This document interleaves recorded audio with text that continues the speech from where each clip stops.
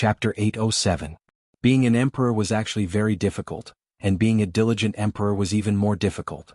The old emperor was very diligent in political affairs, so his health was deteriorating day by day. Her Highness was a rare young expert in the world, but she had only experienced the Empress mode for a short period of time, and she was already so tired. There were many reasons for this. It was the first time she held such power in her hands and she was not used to it. She did not know how to use it. First, some people in the court deliberately made things difficult for her. Second, they submitted all the big and small matters to her. Third, they encountered problems that they could not solve, so they submitted them all. With her serious personality, she could not pretend that she did not see it. In the long run, even an Iron Man would not be able to withstand it. Li Yi lay on the grass, his hands behind his head, and adjusted to a comfortable position. He said, "This can't go on." Emingzu tilted her head slightly and looked at him. "You have to build your own team. There are many things that you do not need to deal with personally. The burden of a country is all on you. Even 10 of you, 100 of you would not be able to handle it." Emingzu looked at him and said, "It's not that I have not thought about this, but the relationships between the 3 provinces and 6 ministries are complicated. What kind of people should I choose? Of course you need to know everything." Li Yi thought for a moment and said, "The capital governor, Dong Wenyun, Magistrate Dong's character and ability, you should be able to trust him, right?" Emingzu nodded and said, "Magistrate Dong was personally promoted by my father. He is an honest and upright official with outstanding achievements. He has his own unique views on court affairs, and his character and ability are naturally trustworthy." Assistant Minister of the Ministry of Appointments, Li Mingze, what do you think? Emingze looked at him in surprise and asked, "Isn't Li Mingze your second uncle? External promotion does not avoid enemies, internal promotion does not avoid relatives. Have you heard of this saying?" Li Yi looked at her and said righteously, "Although he is my second uncle, his work as an official is commendable and can be of great use. What do you think?" "That's true." Emingzu nodded and said, "If that's the case, then Assistant Minister of Revenue Tseng Shichen's ability has always been outstanding. If there are no accidents, it is very likely that he will take over the position of Minister of Revenue in the future. How about..." Li Yi straightened his body and sat up. "The Ministry of Revenue's Qin Darren is still here. Why did you find an assistant minister?" Emingzu Li explained, "Master Qin is in charge of the entire Ministry of Revenue. He can't leave easily, so he can only choose from the people below him." "Isn't there another assistant minister? You have a grudge against Assistant Minister Zeng? What enmity could there be between us? Tseng Shichen, his character is questionable. Let's choose another assistant minister." Li Yi pursed his lips and said, "Besides, we don't avoid enemies and relatives. Even if we do have any enmity, it won't affect this matter." As an outsider, he ran to Willow Alley all day. Sometimes before it was time for the yamen to open, he would still be there. This kind of person who came to work early and left early, had no organization or discipline, and only wanted to muddle along. Could he take on a big responsibility? The other assistant minister of the Ministry of Revenue hasn't made any contributions in many years. Emingzu Li nodded and said, "Then I will consider the candidate for the Ministry of Revenue." Li Yi thought about it and said, "Also, what do you think about the Wang family of Luochuan?" Let me interrupt. Li Xian, who was lying on the other side of the grass, rolled over and said, "The Wang family has always been loyal to the emperor and patriotism. Naturally they are trustworthy." Saying this, he turned over again. "I'm done. You can continue." Needless to say, the Wang family. In addition, one person must be selected from each of the 6 ministries. The Hall of Governmental Affairs, the school, these places also need to select some people. Based on the principle of not avoiding enemies and relatives, the 2 of them excluded all the officials of the King of Shu. The selected officials were either outstanding or had relations with the princess's mansion and were trustworthy. After going through these names in his mind, Li Yi said, "As for the Ministry of Penalty, there won't be any problem if Lu Yi takes care of it. By the way, the magistrate of the capital city, Lu Dayo, is also a rare talent." Emingzu Li nodded and said, "Indeed, Magistrate Lu is very meticulous. The affairs of the academy are complicated, and ordinary people can't handle it. If I hand it over to him, there shouldn't be any mistakes. Achoo!" The magistrate of the capital city, Lu Dayo, turned his back and sneezed. Then he turned his head and rubbed his nose. He picked up the chopsticks again and said to Mrs. Lu, "Boil some ginger soup for me later. I was busy until midnight yesterday. I'm afraid I caught a cold." Madame Lu glanced at him and said in a resentful tone, "So you still know to work until midnight?" Ahem. Magistrate Lu coughed twice, which meant that the child was still there and they shouldn't talk about these things. When he was about to pick up some food, he noticed that his daughter, who was sitting across from him, was looking at him, then at her mother, then at her older brother. Finally, she took out the small mirror that she had spent dozens of taels of silver to buy from her bosom and looked at herself for a while, muttering something to herself. Magistrate Lu frowned and knocked on the table, asking, "What are you muttering to yourself instead of eating?" After coming to the capital city, he was particularly strict with his children. Fortunately, both of them didn't let him down. His son had excellent grades in the arithmetic college, and his daughter was also one of the best in the women's college. Therefore, his tone of reprimand at this moment was not very strict. The girl said with a smile, "He, both father and mother have single eyelids. My brother and I also have single eyelids. We are both born by our parents." Magistrate Lu was stunned and said with a sullen face, "What single eyelids and double eyelids? What nonsense are you talking about? How can you and my brother not be born by our parents?" It was said in the science class. The girl said with some pride, "Young Mr. Chin said that if both parents have single eyelids, their children will also have single eyelids. If both parents can't distinguish between red and green, their children can't distinguish between red and green. Nonsense." Magistrate Lu ate a mouthful of rice and said, "Prince Cheng and Princess Cheng can't distinguish between red and green, but the little commandery princess can also distinguish between red and green." The reason why he was so clear about this matter was that a scandal happened in Prince Cheng's mansion 2 days ago, which was discussed in the capital city. For some unknown reason, Cheng Wang, who had always been known for his honesty, actually acted against Cheng Wang Fei in his fu and even chased her back to her paternal home. He had also heard some rumors that said that Cheng Wang's daughter wasn't his own. The little commandery princess dropped out of school 2 days ago. The girl looked at him, stuck out her tongue and said in a small voice, "I don't know why she suddenly dropped out. I have one less person to talk to in the college." Magistrate Lu was stunned for a moment, then waved his hand and said, "Even if it's not distinguishing between red and green, it's really like this. What does single eyelids and double eyelids have to do with whether or not they are biological? It's just nonsense. If you don't believe me, I'll give you an example then." At a certain point, Magistrate Lu's body suddenly shook and his voice stopped abruptly. "No." The girl shook her head and said, "Young Mr. Chin said that if the parents have double eyelids, the children may have single eyelids. If the parents have single eyelids, the children can't have double eyelids unless. Magistrate Lu's face was pale and his body trembled. The bowl in his hand fell to the ground and broke into pieces, but he didn't care about it at all. He slumped on the chair and murmured, "Impossible, this is impossible. Master, what's wrong with you?" Seeing this scene, Mrs. Lu was so scared that her face turned pale. She hurriedly stood up and said loudly, Hurry, go find a doctor. I'm afraid the master has a stroke." Magistrate Lu climbed up from the chair, looked at his daughter and asked, "Do all the students in your women's college know about this?" "No, they are all unwilling to take the science course. Only a few of us." The girl said with some regret, "Young Mr. Chin said that this was all said by Marquis Li. It's not written in the book. No one wants to listen, so she won't teach it in the future." Magistrate Lu had already sat back in the chair. His face was a little better than before, but he still couldn't help murmuring, "This is impossible, this is impossible." Chapter 808. A good meal turned out like this. The young girl felt uneasy. She timidly walked over and whispered, Father, what's wrong?" Oh, nothing." County Magistrate Lu calmed down. He waved his hand and said, "Nothing. Don't spread rumors about Prince Cheng's little princess. Single eyelid, double eyelid. Don't mention it again." The young girl nodded obediently. I know. Everything that happened just now seemed to have been brushed aside so easily. You guys eat. I have something to do and have to go out." County Magistrate Lu stood up and walked out after saying that.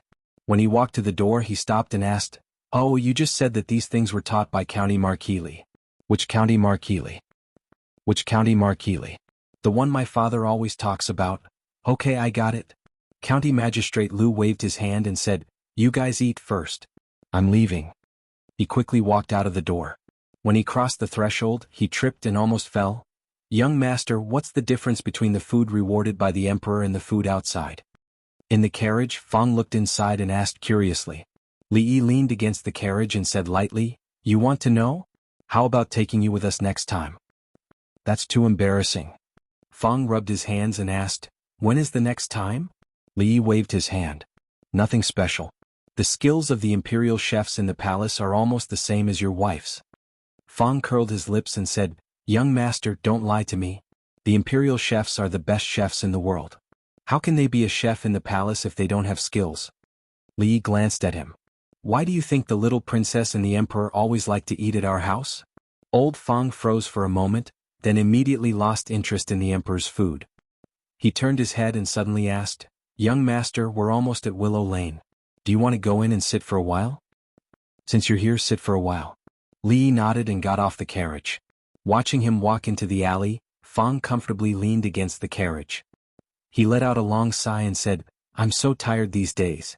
It's better to follow the son-in-law. The sloppy old man, who had been sitting at the side with his eyes closed, suddenly opened his eyes and asked indifferently, do you know why your son-in-law didn't let you follow him these days?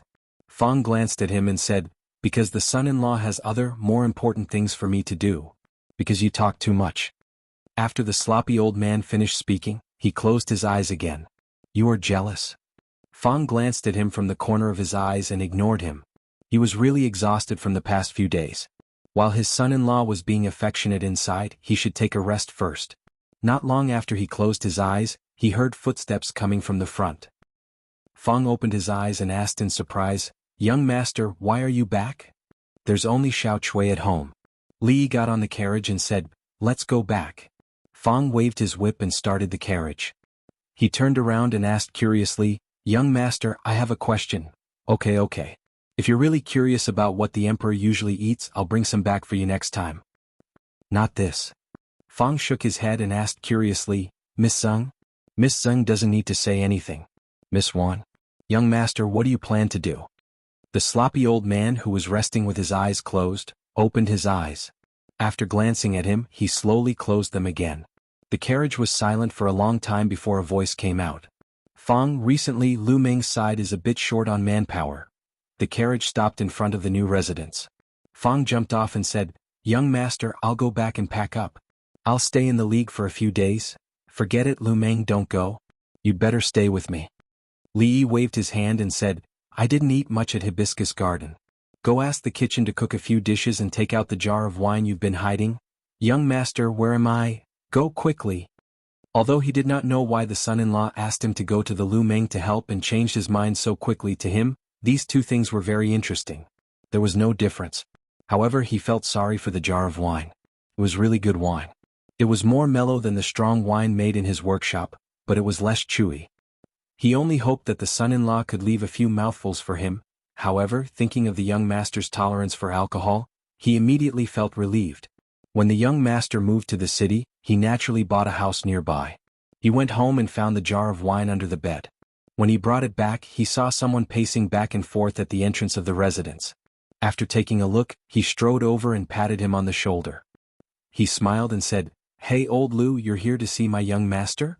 County Magistrate Lu was already preoccupied. When he was suddenly patted on the shoulder, he was almost scared out of his wits. When he saw the person who came, he patted his chest and said, Brother Fang, is Sir Li home? Yes, I just came back.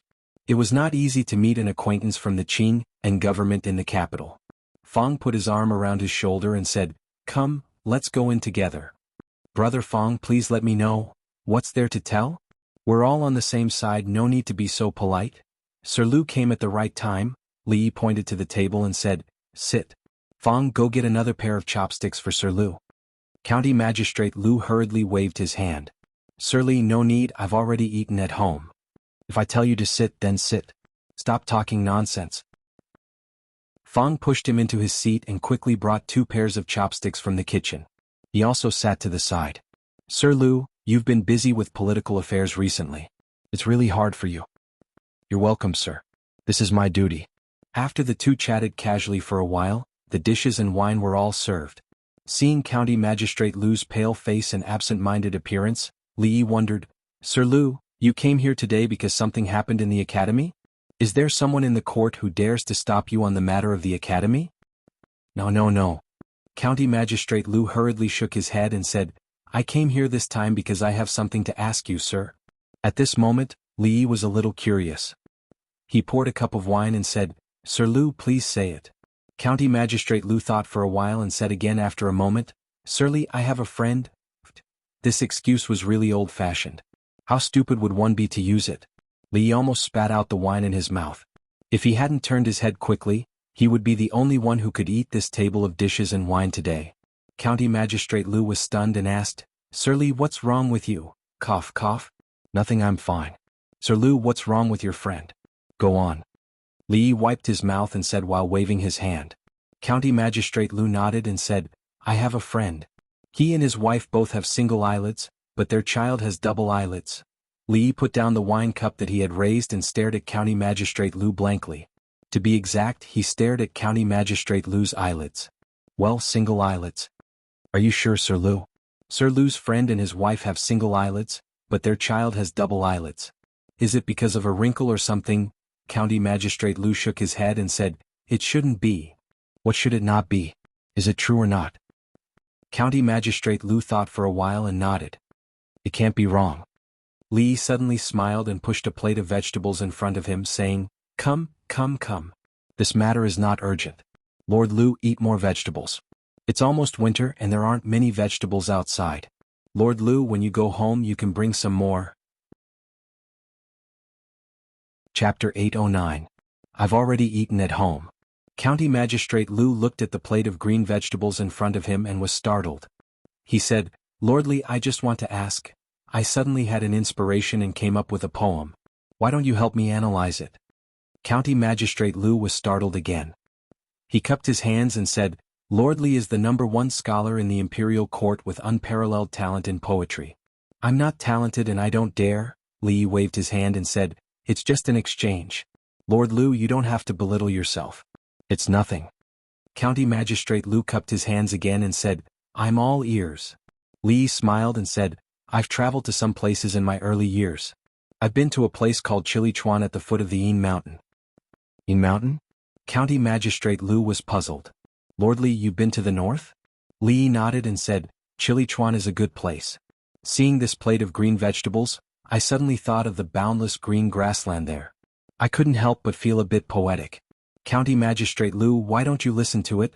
Li had a thoughtful expression on his face. After a while he said, Chilichuan at the foot of the Yin Mountain. The sky is like a dome covering the surrounding wilderness. Thousands of miles of Yin Mountain Chilichuan Plain, the sky is vast and boundless, covering the surrounding wilderness. County Magistrate Lu nodded and said, Lord Li, you really have a wide range of knowledge. This poem has a broad realm and a majestic tone. It has the feeling of a northern folk song during the northern and southern dynasties. The sky is vast and the wilderness is boundless. These two lines describe the magnificence of the picture and the vastness of the wilderness. I live next door. My surname is Wang. County Magistrate Lu was startled and said with some uncertainty, The sky is vast and the wilderness is boundless. I live next door. My surname is Wang? The first line had been talking about the vastness of the world. This line changed too quickly. The strong contrast made him unable to believe his ears for a moment. What? Lord Lu, you don't like this line?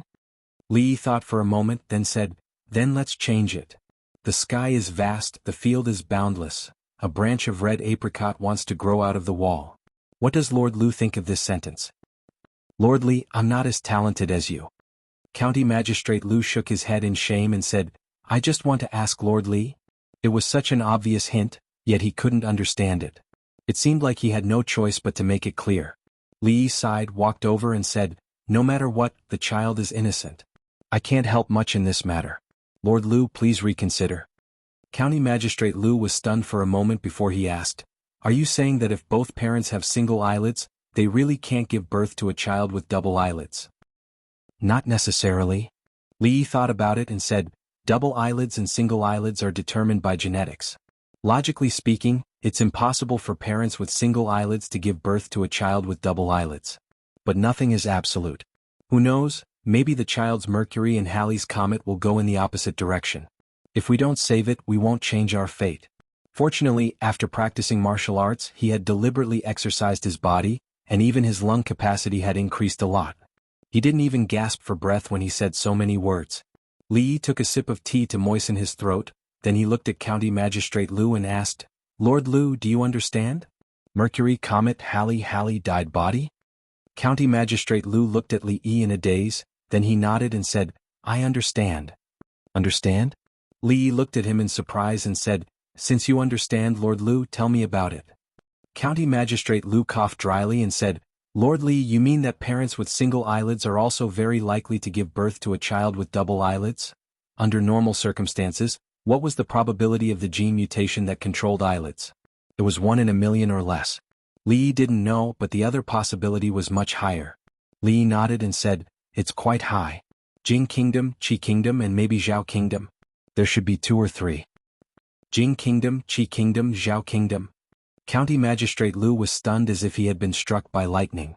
Looking at his absent-minded look, Li Yi sighed and said, Lord Lu, life is unpredictable. Be strong. After a long time, County Magistrate Lu woke up from his absent-mindedness. He cupped his hands to Li Yi and said, Lord Li, I'll take my leave now. Seeing him stumble out, Li Yi glanced at Fong and said, Go send Lord Lu back. Fong was holding the plate of green vegetables and eating. Hearing this, he raised his head and said, He's a grown-up. He doesn't need me to send him back. Don't you think so, old Lu? County Magistrate Lu stepped over the threshold. His body swayed and he turned his head and said, Fong, brother Fong, you'd better send me back. When Li Yi followed him out, a servant reported that a minister-counselor of the Ministry of Rights wanted to see him. An official walked in quickly and bowed, saying, Lord Li, Imperial Concubine Li's birthday is coming. I'm here to send an invitation. The rules of the royal family were strict. The birthday of imperial concubines in the harem also had a corresponding etiquette process. Imperial concubine Chui's position in the palace was second only to the empress, so her birthday was naturally held every year. Of course, it didn't require all the officials to participate. According to the rules of previous years, Imperial concubine Chui would be allowed to go out of the palace to spend half a day with her relatives on the day of the birthday and then return to the palace in the middle of the night. This banquet was actually hosted by the Chui family. Although Li Yi and the Chui family had never been on good terms with his current status, the Chui family would still routinely send him an invitation to all the officials even if there was any hatred. When the official from the Ministry of Rights saw Lu Daiyou, he was startled and immediately said, Lord Lu is also here. It saves me the trouble of making another trip. He rummaged for a while, took out another invitation and handed it to County Magistrate Lu. Although the position of this capital magistrate was small, the power he held now was not small and couldn't be ignored. After the official from the Ministry of Rights left, seeing County Magistrate Lu staring blankly at the invitation in his hand, Li casually asked, Lord Lu is also going to Imperial Concubine Chui's birthday? I was invited last year and went once. County Magistrate Lu nodded and said, It's not good for me to refuse such a thing. His eyes flickered. I'm afraid I have to go again this year. Li nodded and said, I won't go to Imperial Concubine Chui's birthday, but I still have to send the gift.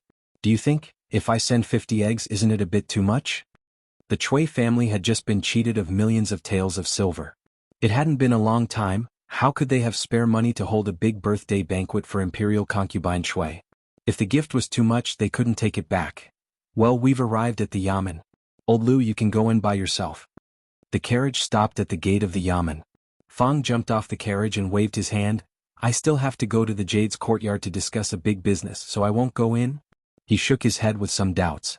Before he left, the son-in-law specifically told him to keep an eye on County Magistrate Lu and not to let him do anything stupid. As a man and a county magistrate, how could he do something stupid? In a quiet courtyard at the back of the county yamen, County Magistrate Lu was lying on a recliner, holding the invitation in his hand and staring at something in a daze. It was a small garden. Madam liked red daffodils, second mother liked yellow chrysanthemums, and there was a nameless blue flower next to it, which was transplanted by his daughter a few days ago. However, at this moment all he saw was darkness, because the sky was falling. Chapter 8:10. I'm not very familiar with some of the people here, but since you've chosen them, they shouldn't be too far off. Li put down the list in his hand and said, That's it. Let's settle it for the time being. After a while we'll have another assessment. The eldest princess nodded. She thought of something and said, Today is Imperial Concubine Chui's birthday. Although you don't get along well with the Chui family, according to etiquette, you should also send a gift. Otherwise, I'm afraid it will attract criticism. The old madam had already warned him about this matter 2 days ago.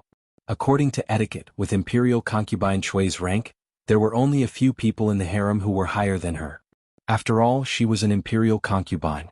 Since the Chui family had sent an invitation, even if he didn't intend to go in person, he had to prepare a gift to not appear disrespectful. Nowadays he carried too many titles and wasn't as carefree as before. There were some things that he still had to pay attention to. Then send a few boxes of fresh vegetables. They're green and not commonly seen in this season. In the future, it would be very inappropriate to give such a gift, not to mention that it was given to an imperial consort. However, it was different here. In the current season, a handful of fresh vegetables could not be bought with money. In the past, when the old emperor bestowed the important officials, which of the vegetables were not wilted? They were definitely not as green as the ones he gave himself. That's fine. Although this gift isn't heavy, it's just a token of appreciation. Emingzu nodded and said, a few years ago the Chui family failed to win over Prime Minister Shen. The Shen family only sent an ordinary painting. Those important officials in the court who were unwilling to take sides were probably the same. Let's leave this matter as it is. Recently there hasn't been any major events in the court. After this matter, you should rest for a while. Li Yi warned her, got up and said, I'll go back first. I'm boiling soup at home. It should be almost done. He didn't know if it was because she was about to give birth in 2 months, but Rui had recently lost her appetite. He had developed several new kinds of soup, which were nourishing and had the effect of stimulating the appetite.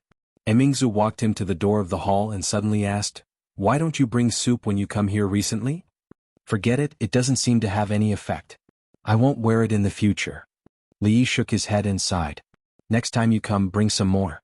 I quite like the soup. Her body stiffened slightly as she spoke in a calm tone. Then she turned around and walked back into the bedroom. In front of the bed, the eldest princess, the first person in the Jing kingdom to personally lead the state affairs and supervise the country on behalf of the emperor, took off her coat and loosened her corset a little. Since a few days ago, if the girdle was as tight as it used to be, he would find it hard to breathe. Every August there would be 2 grand events in the capital. One of them was the night of the Mid-Autumn Festival on August 15th. It was a carnival for all the people in the capital. There was no curfew on the night of the Mid-Autumn Festival. The whole capital was decorated with lanterns and streamers. The brothels, wine shops and brothels were also open all night. It was very lively. Although noble consort Chui's birthday could not be compared with the Mid-Autumn Festival, the curfew was only delayed for 2 hours for the convenience of the guests. However, on August 23rd, the carriages and sedans lined up in front of the Chui family's house occupied at least 2 streets. The night had just fallen. 2 people were walking on the crowded street. One of them looked ahead and said in surprise, Your Excellency, during noble consort Chui's birthday last year, the carriages and sedans of the guests were all lined up here, right? County Magistrate Lu nodded and said, I remember that there was a whole street less this year than last year. Detective Zhao thought for a moment and said, No wonder.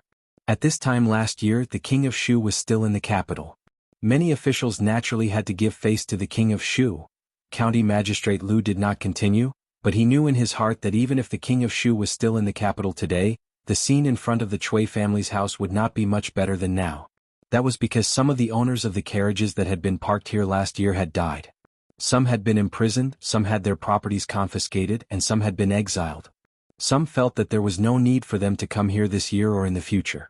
Detective Zhao did not continue this topic but asked again, Your Excellency, are you still going to put down the gifts and go in for a while this year?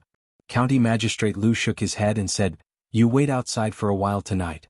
You have sent such a generous gift, you have to eat some of it back. At this time, there were not many guests in front of the Chui family's house. County Magistrate Lu walked over and handed over the gift list. A servant of the Chui family looked through it and immediately bowed and said, Your Excellency, please? In a side hall of the Chui family's house, Chui Qingze, the master of the Chui family, was holding a thin book in his hand with a slightly gloomy face. Is that all?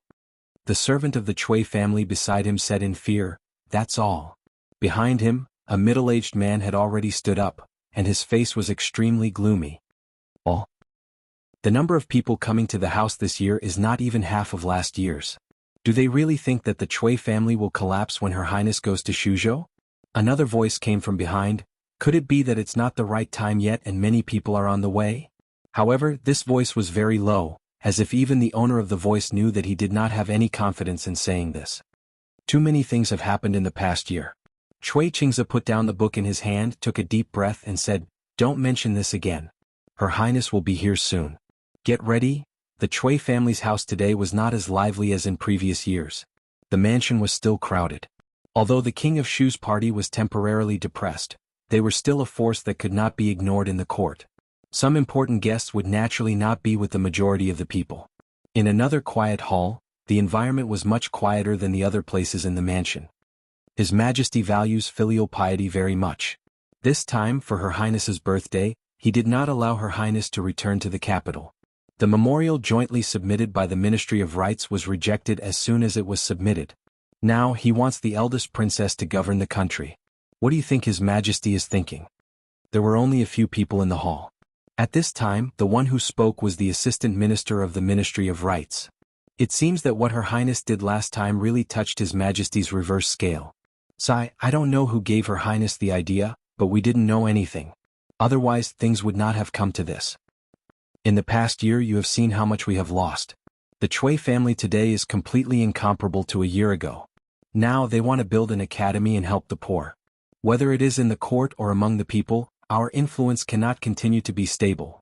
Every year on Imperial Consort Chui's birthday, the officials and nobles in the court who had sided with the King of Shu would gather. It was a crucial day for the King of Shu's faction to plot together. Several people in the hall conversed softly. At a certain moment, someone suddenly raised his head and asked, "Now that Her Highness is in a difficult situation, I wonder what Assistant Minister Zheng thinks?" The few of them turned their gazes over. Although the Zheng family had only risen in recent years and had a weak foundation, it could not be compared to families like the Chui family and the Qin family.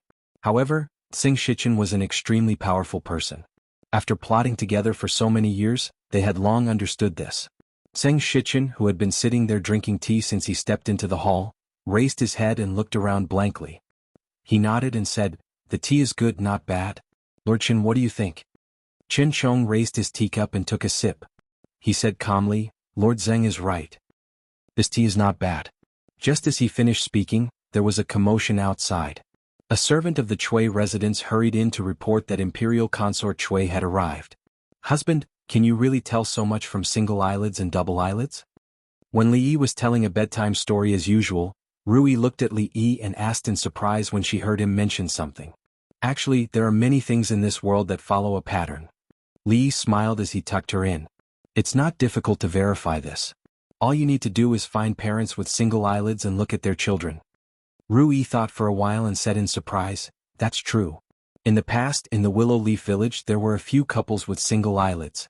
Their children really don't seem to have double eyelids." She looked at Li Yi and said with a smile, "However, who would stare at other people's eyelids when they have nothing better to do? How boring is that? To discover these patterns one must be very meticulous. But how did husband find out?" "That's not necessarily true." Li Yi shook his head and said, "Perhaps there really are people who are meticulous and bored." Chui residence. When the graceful and luxurious Imperial Consort Chui walked in from the front, the guests stood on both sides and nodded slightly. In the innermost part of the crowd, one person quietly raised his head. Chapter 8:11.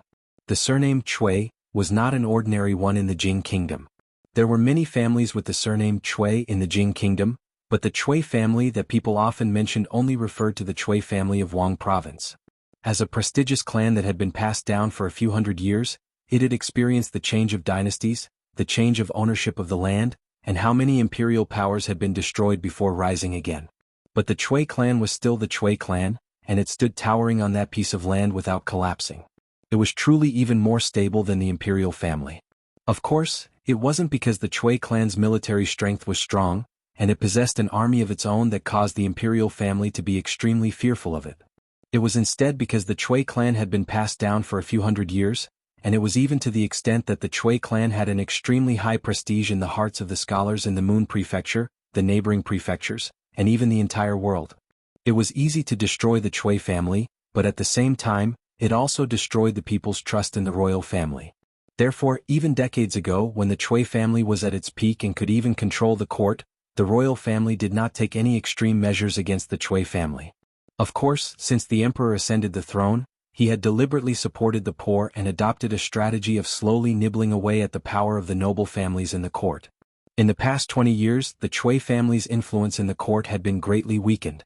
Especially in this year, the Chui family's arrangements in the court for more than 10 years had almost suffered a destructive blow, and their reputation was no longer as strong as before.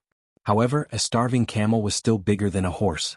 The Chui family's disciples were all over the world, and they still had a reputation among the people.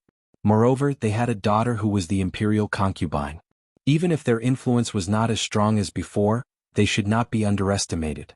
Moreover, the prince that imperial concubine Chui gave birth to was the current emperor's eldest son.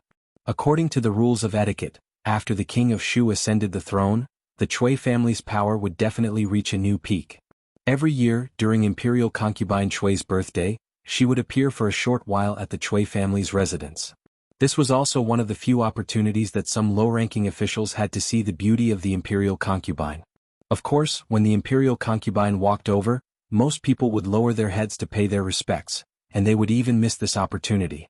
Therefore, no one noticed that in the crowd, the governor of the capital, Lu Dayo, had lowered his head and looked at imperial concubine Chui, who was walking over slowly.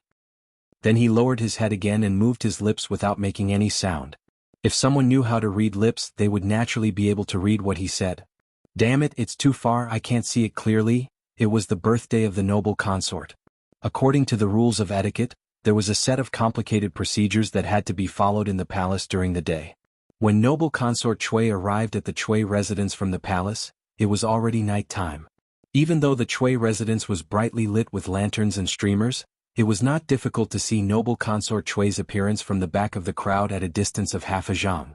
However, if one wanted to see more details such as the color of noble consort Chui's lipstick, whether she had too much makeup on her face, whether she had a single eyelid and so on, he couldn't see these clearly. Family concubine family members. Although imperial concubine Chui was born in the Chui family, her identity had changed since she entered the palace. Her relationship with the Chui family had changed. Therefore, when she walked in slowly with the help of a palace maid, the head of the Chui family and the members of the Chui family were waiting respectfully in front of her.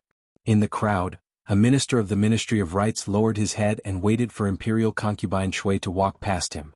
He was still thinking, I don't know what imperial concubine Chui looks like. Last year I didn't dare to raise my head. This year I'm standing a little forward but I still don't dare to raise my head. Just when he was hesitating whether he should glance at her or not, he suddenly felt a huge force behind him.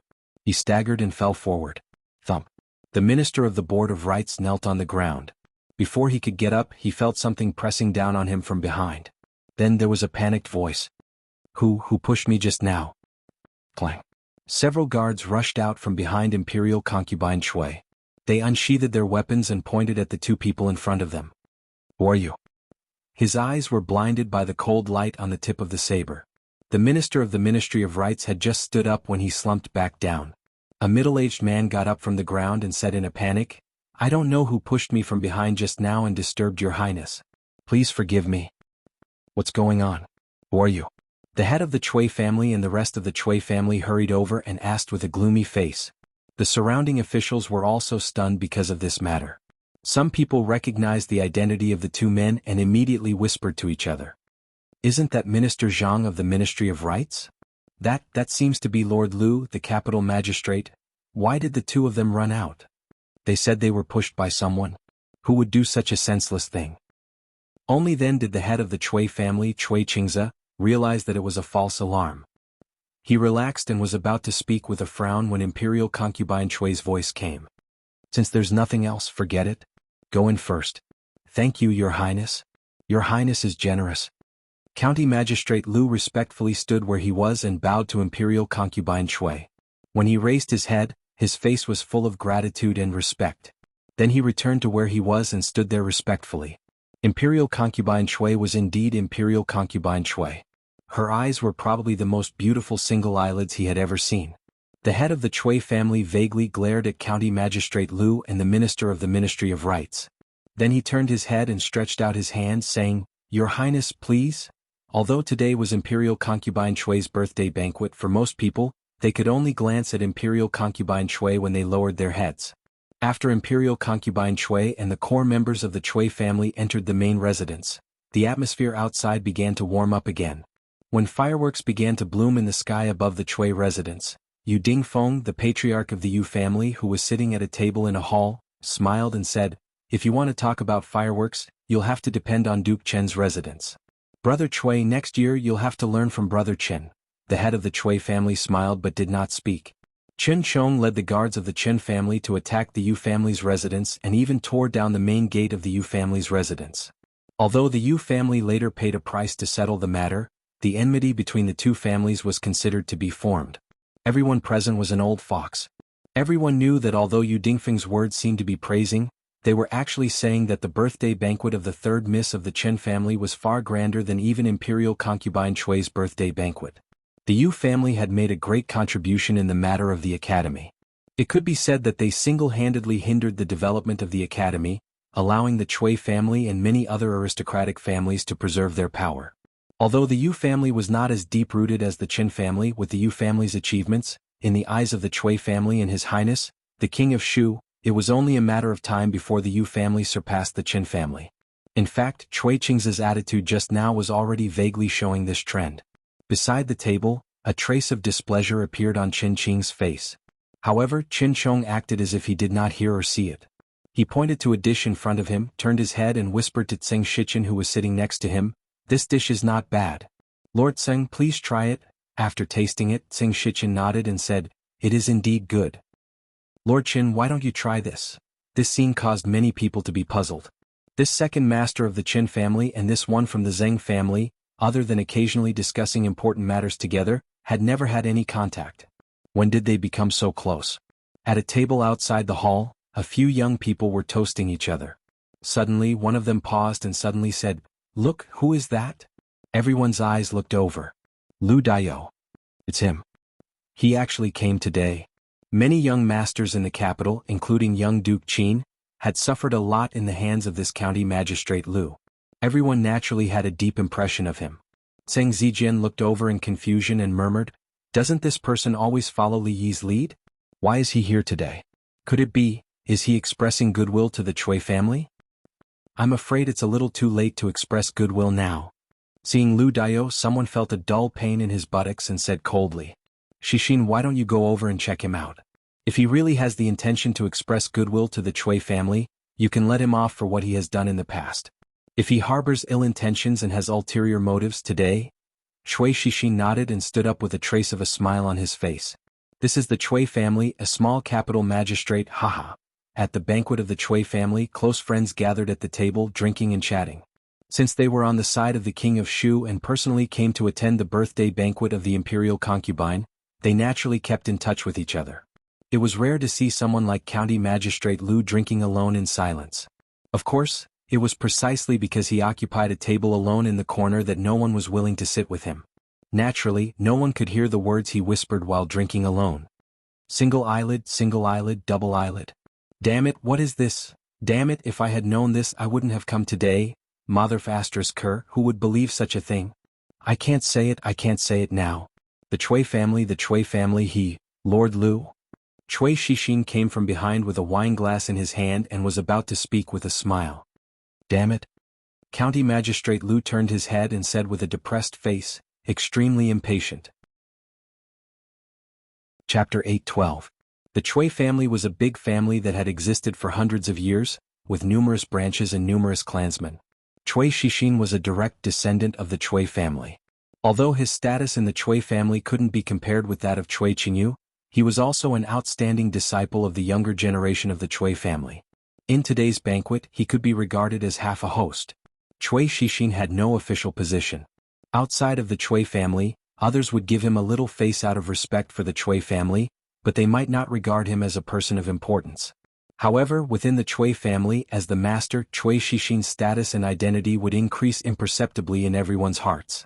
At this moment, he held a glass of wine and walked towards the direction of the magistrate of the capital city. Although he had suffered a loss in the hands of this person, he naturally dared not to make things difficult for him without the permission of the elders if he really abandoned the darkness for the light and came to the Chui family to express his goodwill. Walking behind him, Chui Shixin heard that the magistrate seemed to be whispering something.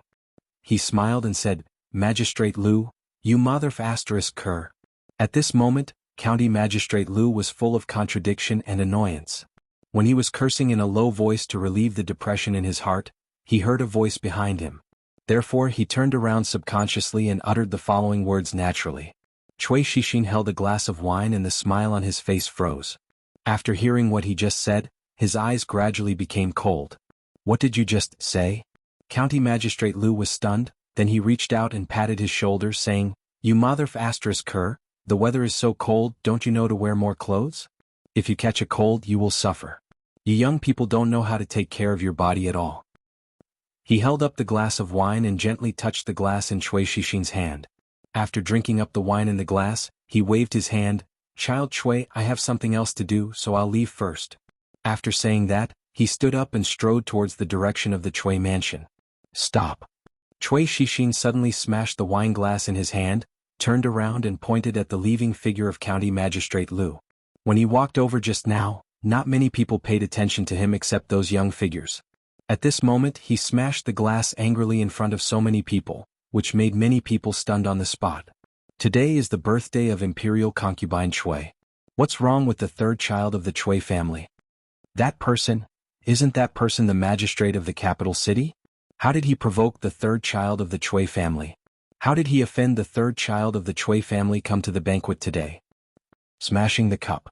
Could it be that smashing the cup is the signal?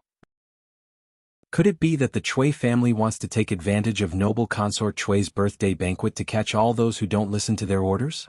County Magistrate Lu stopped and turned his head and turned asking, Child Chui, child of Chui Chui. Chui Shixin glared at him. How dare you insult my mother?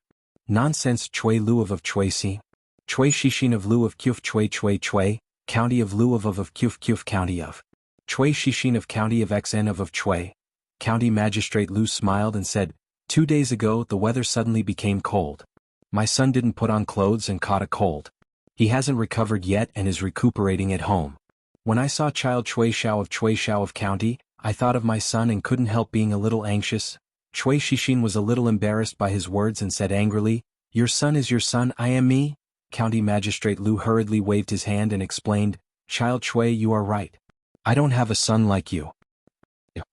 Chui Shixin's face was full of anger again. At this time, a figure came hurriedly behind him. What's wrong? What happened?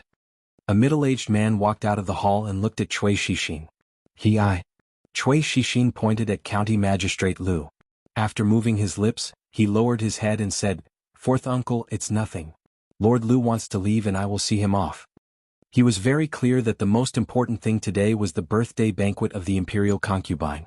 Not to mention him, even his father would not be able to get away if something happened at the birthday banquet. He was irritated by the rude words of Lu just now. Now that he calmed down, he immediately broke into a cold sweat. Child Chui, don't be so polite. I know the way. County Magistrate Lu looked at him with a smile and turned away decisively. The servants of the Chui family cleaned up the broken pieces. When Chui Shixin walked back to the table, several people immediately surrounded him. What happened there just now? What does that Lu want to do? Chui Shixin's face was extremely gloomy. He told them what happened just now in detail. One of them was shocked and said, In the Chui family, Lu Dayo dared not to give you face. Why did he come here today? Zheng Zijian was astonished. What's going on? Could it be that Lu Dayo came here today just to cause trouble? Who gave him the guts to do so? Li Yi, it must be Marquis Li Yi of Chang'an County.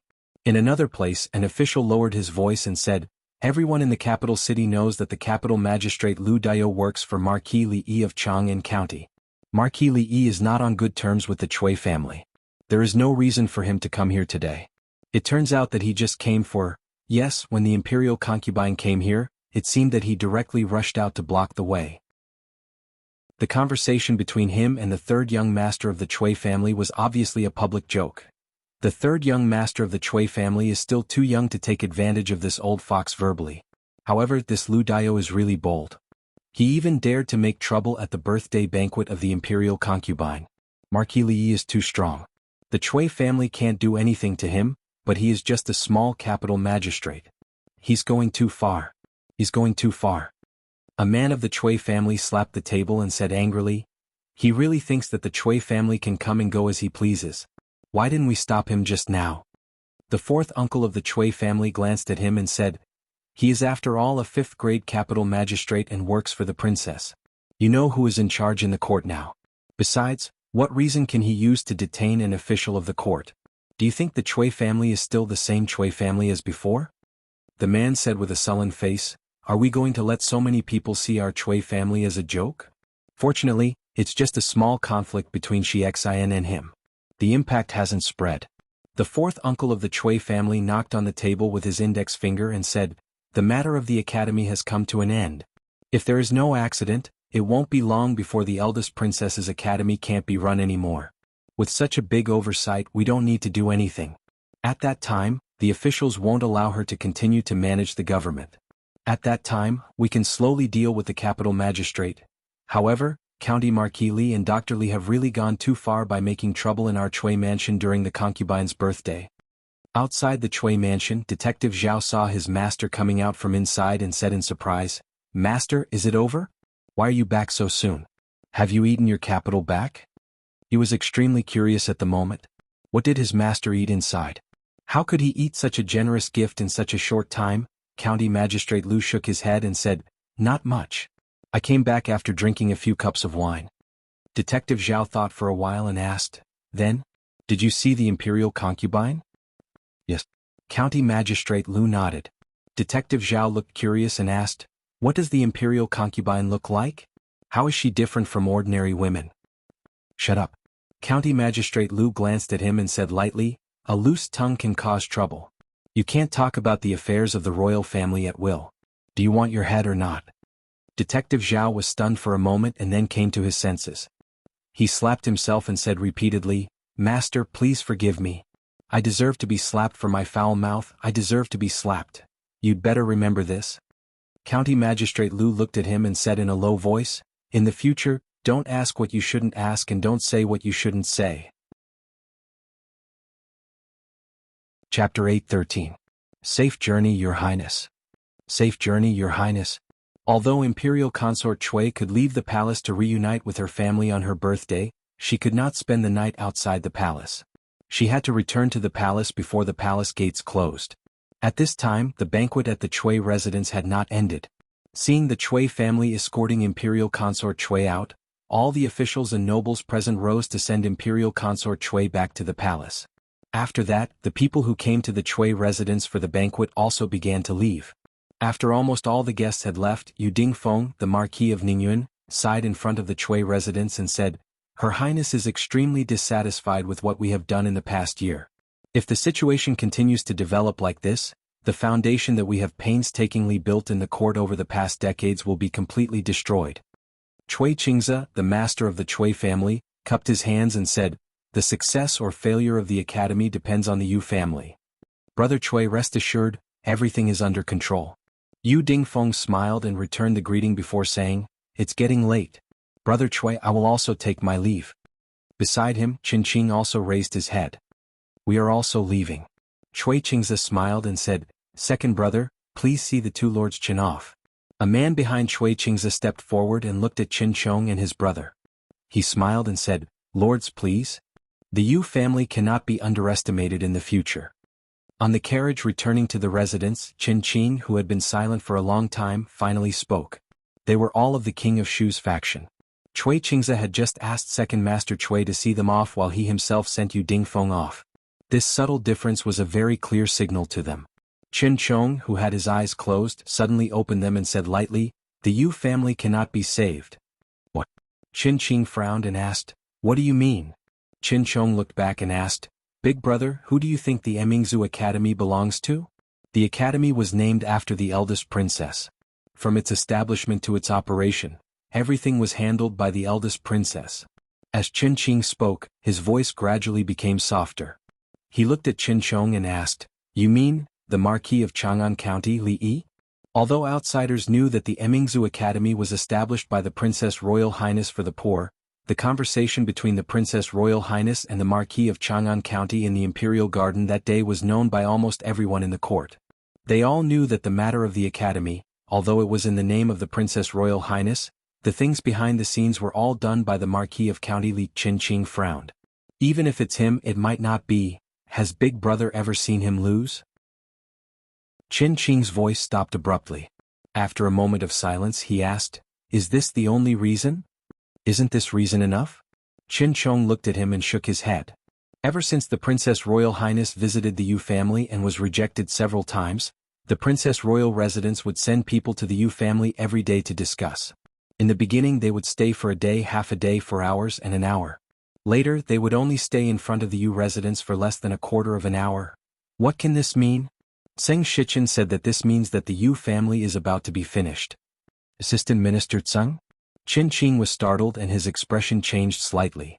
Assistant Minister Tseng is a meticulous person and rarely makes mistakes in the matters he has handled. If this is really the case, I'm afraid I have to warn you, Ding Feng. If this spoils the lady's plans, turn. He lifted the curtain with one hand. Before he could finish the word, turn around, another hand reached out from the side and closed the curtain again. Qin Qing turned to look at him and said in surprise, "Second brother, you are?" Qin Chong did not speak and leaned back against the carriage. Qin Qing just looked at him like this. Some thoughts surged in his mind and his expression gradually changed. What? Last night at the Chui family, County Magistrate Lu really did that? When he heard this news from Fong, even Li Yi himself was a little surprised. He didn't know much about County Magistrate Lu, but he knew how daring he was. After knowing him for so long, Li Yi felt that it was impossible for him to be wrong. He actually dared to verbally humiliate the Chui family's third young master at Imperial Consort Chui's birthday banquet in front of so many officials and nobles. No matter how he looked at it, this didn't seem like something that County Magistrate Lu would do. That's right, I also find it strange. Fong also said with a surprised expression. This old Lu usually looks very timid. I didn't expect him to be so hot-blooded. Perhaps? Lord Lu is not in a good mood. It's understandable. No matter what, he was still a fifth-rank official of the imperial court and a talent that Her Highness the Empress valued. As long as he didn't directly contradict Imperial Consort Chui and play around with the younger generation of the Chui family, no one could do anything to him. However, what Li Yi couldn't understand was that even if he wanted to draw a clear line with the Chui family and the King of Shu, why did he choose this time? Moreover, with his cautious character, how could he do things without leaving any room for retreat? I also don't understand why Lord Lu is so anxious to draw a clear line with the Chui family or the King of Shu. Even if he really wants to show his loyalty to County Marquis Li, he doesn't have to do this. In a secluded room of a tea house in Willow Lane, Zheng Shichen shook his head with some doubts on his face. There are rumors outside that this person was instructed by Li Yi to do that last night. Qin Chong took a sip of tea and asked, "How do you know that he wants to draw a clear line with the Chui family?" Zheng Shichen put down the teacup and said, "Although I don't know why he is so anxious, Lu Daiyou is a smooth and slick person. He is also extremely cautious. If there is no reason, he wouldn't do such a reckless thing. Especially his behavior last night, it seems that he deliberately put on a show for others to see. Cautious?" Qin Chong laughed coldly and said, "He is the bravest and most arrogant Jingdo magistrate in history. Many playboys in the capital have suffered at his hands. You say that he is cautious? The Qin family should know very well how difficult the position of Jingdo magistrate is." Zheng Shichen glanced at him and said, "But this Lord Lu has done many arrogant things and offended many people. But his position is becoming more and more stable, and there is even a faint trend of him moving up. Lord Qin thinks that he is just relying on luck. But after what happened last night, I can no longer see through this person." "Even you can't see through him?"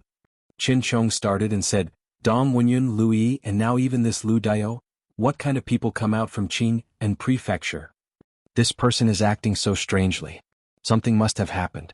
However, we are not on his side, so it is not good to ask." He glanced down and said, "Third mistress has come out. Official Qin should leave."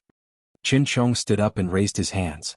"Official Tseng is going down anyway, let's go together." Cut ties? In a private room in a brothel somewhere in the capital, a middle-aged man sat there. His eyes narrowed slightly as he muttered, "Just what has happened? This person, Lu Daiyou?" The man beside him asked in confusion. "Fifth master, what did you say?" The middle-aged man withdrew his gaze. His eyes seemed to drift as he looked at the man and asked, "Wu Er, how long have you been by my side?" "Yes." The man named Wu Er scratched his head and counted with his fingers. "Yes, it's been a long time." "So it has been that long." The middle-aged man stretched his body and said, "Go downstairs and buy some preserved fruits from Fuji." After the man left, the middle-aged man reclined on the couch and looked down at the stage. He muttered, "You family, who will be next?" Chapter 8:14. Yusan didn't have a name, or rather, his name was Yusan. He was sold to the Yu residence as a servant at a young age. At first he only did odd jobs such as cleaning buckets and pouring night incense. Later, because he was quick-witted, he caught the eye of a steward and was allowed to leave the residence. He became a shop assistant in the family's shop, and his days were much more comfortable than before. A few days ago, due to his outstanding performance, he was promoted from a shop assistant to the shopkeeper of the shop. It could be said that he stood at the highest point of his life. The Yu family had been in the paper shop business for decades. The paper produced by the family could be used to supply the imperial court and the common people. It was quite popular throughout the Jing kingdom. Therefore, the Yu family's shop in the capital was usually filled with customers. Most of the time he was busy from morning to night. Yusan looked up and saw someone walking in. He immediately walked out and said with a smile, "Shopkeeper Ma, business has been good recently. I just ordered a batch yesterday and you're here to order again today?" Shopkeeper Ma was in the picture book business and had always used the Yu family's paper. Occasionally they would give him a few wonderful picture books to comfort him on lonely nights. Shopkeeper Ma revealed an awkward expression and said, "To tell you the truth, I'm here today to return the goods." "Return goods?" Yusan looked at him in surprise and asked, "Is there something wrong with the quality of the goods?" "Shopkeeper Ma, don't worry. If that's the case, we can still exchange the goods after we verify it." "No, it's..." Shopkeeper Ma looked awkward and stammered for a while before saying, "There are a few new paper shops in the city. The quality of the paper is of high quality and the price is less than 10% of the same quality here. That's why I'm here today." Businessmen weren't fools. If they could buy better quality goods at a lower price, there was no need to think about what to choose. New paper shops? Yusan was startled at first, thinking that it was a malicious scheme by one of his competitors. But before he could question it, footsteps came from outside the door again. A moment later, Yusan looked at the people standing in front of him with a vigilant expression. "Are you all here to return the goods?" Just as Yusan rushed out of the shop and ran madly toward the Yu family, Yu Dingfeng's expression changed drastically in the Yu mansion. "What did you say?" The Yu family's patriarch, who was discussing important matters with someone from the Chui family, suddenly stood up and grabbed the servant's collar, asking, "You mean, there's someone selling paper outside that's of better quality than the Yu family's, and the price is less than a tenth of ours?" The servant's voice trembled, reporting to Patriarch, "There are several shops in the capital that have returned goods and there are a long queue." Yu Dingfeng let go of his collar and forced himself to calm down. He asked, "Have you found out who the people behind these shops are? And what kind of paper is that?" If this was just a competitor's malicious suppression, then it would be fine. However, he knew better than anyone how high the cost of papermaking was. The higher the quality, the higher the cost. If he sold it at a low price, he wouldn't even be able to recoup the cost. Naturally, it wouldn't last long. If it was just a malicious suppression by a competitor, it would be fine. He knew better than anyone else how high the cost of making paper was. The higher the quality, the higher the cost. If they sold it at a low price, they wouldn't be able to recover the cost. Naturally, they wouldn't be able to last long. What's more, in order to let the academy buy more paper at a high price so that they could profit from it, the Yu family had invested all their money and hoarded a large amount of goods. If and only if there was a cheap and high-quality paper on the market, causing no one to be willing to buy the Yu family's paper, then the Yu family would really be at the end of their rope. "I can't find out their background." The servant looked at Yu Dingfeng and whispered, "I've sent someone to check the quality of the paper. It's indeed of high quality and has never appeared on the market before." Before the servant finished speaking, the voice of the man surnamed Chui came over. Brother Yu, what's wrong with you? Brother Yu, wake up." After Yu Dingfeng's philtrum was pinched by the man surnamed Chui, he slowly regained consciousness. Only then did he feel a chill on his back, his countenance was even paler. "Go, send someone to the princess mansion," he said. No, prepare the carriage, quickly prepare the carriage, I will go personally." Although the eldest princess had always lived deep in the palace, the princes and princesses could open a mansion outside the palace after they came of age. This time, the academy's supply of paper had always been communicated with the Yu family by the people of the princess's mansion. Yu Dingfeng urged the coachman all the way. He didn't care if the imperial censor would see him driving the carriage around in the capital. He hurriedly got off the carriage when they arrived in front of the princess's mansion. After being brought into the princess's mansion, he waited in a side hall. He was nervous. He didn't know how many times he had brewed a cup of tea. He didn't see a female official slowly walk in until it was tasteless. Yu Dingfeng hurriedly got up and said directly, "I'm here today to supply paper to the academy." The female official looked at him and smiled. "There are a few new paper shops in the capital. Do you know about them?" Yu Dingfeng's legs went soft and he fell heavily back on the chair. How could this be? How could this be? Chen Qing paced in the hall, occasionally glancing at Qin Chong who was sitting there drinking tea. He said, "It's only been a few days since that night." In other words, before that, someone had already been plotting against the Yu family? Isn't this normal? Qin Chong looked up at him and asked, "What did the Cui family say?" Cui Qingze flipped the table on the spot. "This is no longer just a matter of not stopping the establishment of the academy." Qin Qing said irritably, "This time the Yu family has done their best to bring down the eldest princess. And it is because of this that there will be no more Yu family in the future." Qin Chong shook his head and said, "Yu Dingfeng is too greedy." After the incident with the foreign merchants, the Cui family was greatly weakened. Now that there is no more Yu family, it is like the Cui family has lost an arm. And this arm was deliberately cut off. Someone purposely cut it off? Qin Qing's brows furrowed. He was suddenly shocked and asked, "You mean he has already begun to plot?" "Impossible, impossible. He only has a personal grudge with the king of Shu. He has never been close to any of the princes. Prince Jean is too young and His Majesty has so many princes who have grown up. It can't be Prince Jean. This doesn't make sense and it is not in accordance with the law. The only person he is close to is the eldest princess. Could it be that he wants to help the eldest princess ascend the throne? This is naturally impossible." Qin Chong shook his head and said, "But I feel that this is only the beginning. Let's just wait and see." He stood up and looked at Qin Qing. He said slowly, "Perhaps, it is time for our Qin family to consider this carefully." At the Qin family banquet, Qin Yin sighed and said, "This time the Yu family completely has no chance of making a comeback. After this, the large clans that rely on the paper market will at least be greatly weakened. If they stake everything on one throw like the Yu family, even the entire clan will be implicated." He said a few words and saw Qin He who was playing with a 7-year-old urchin.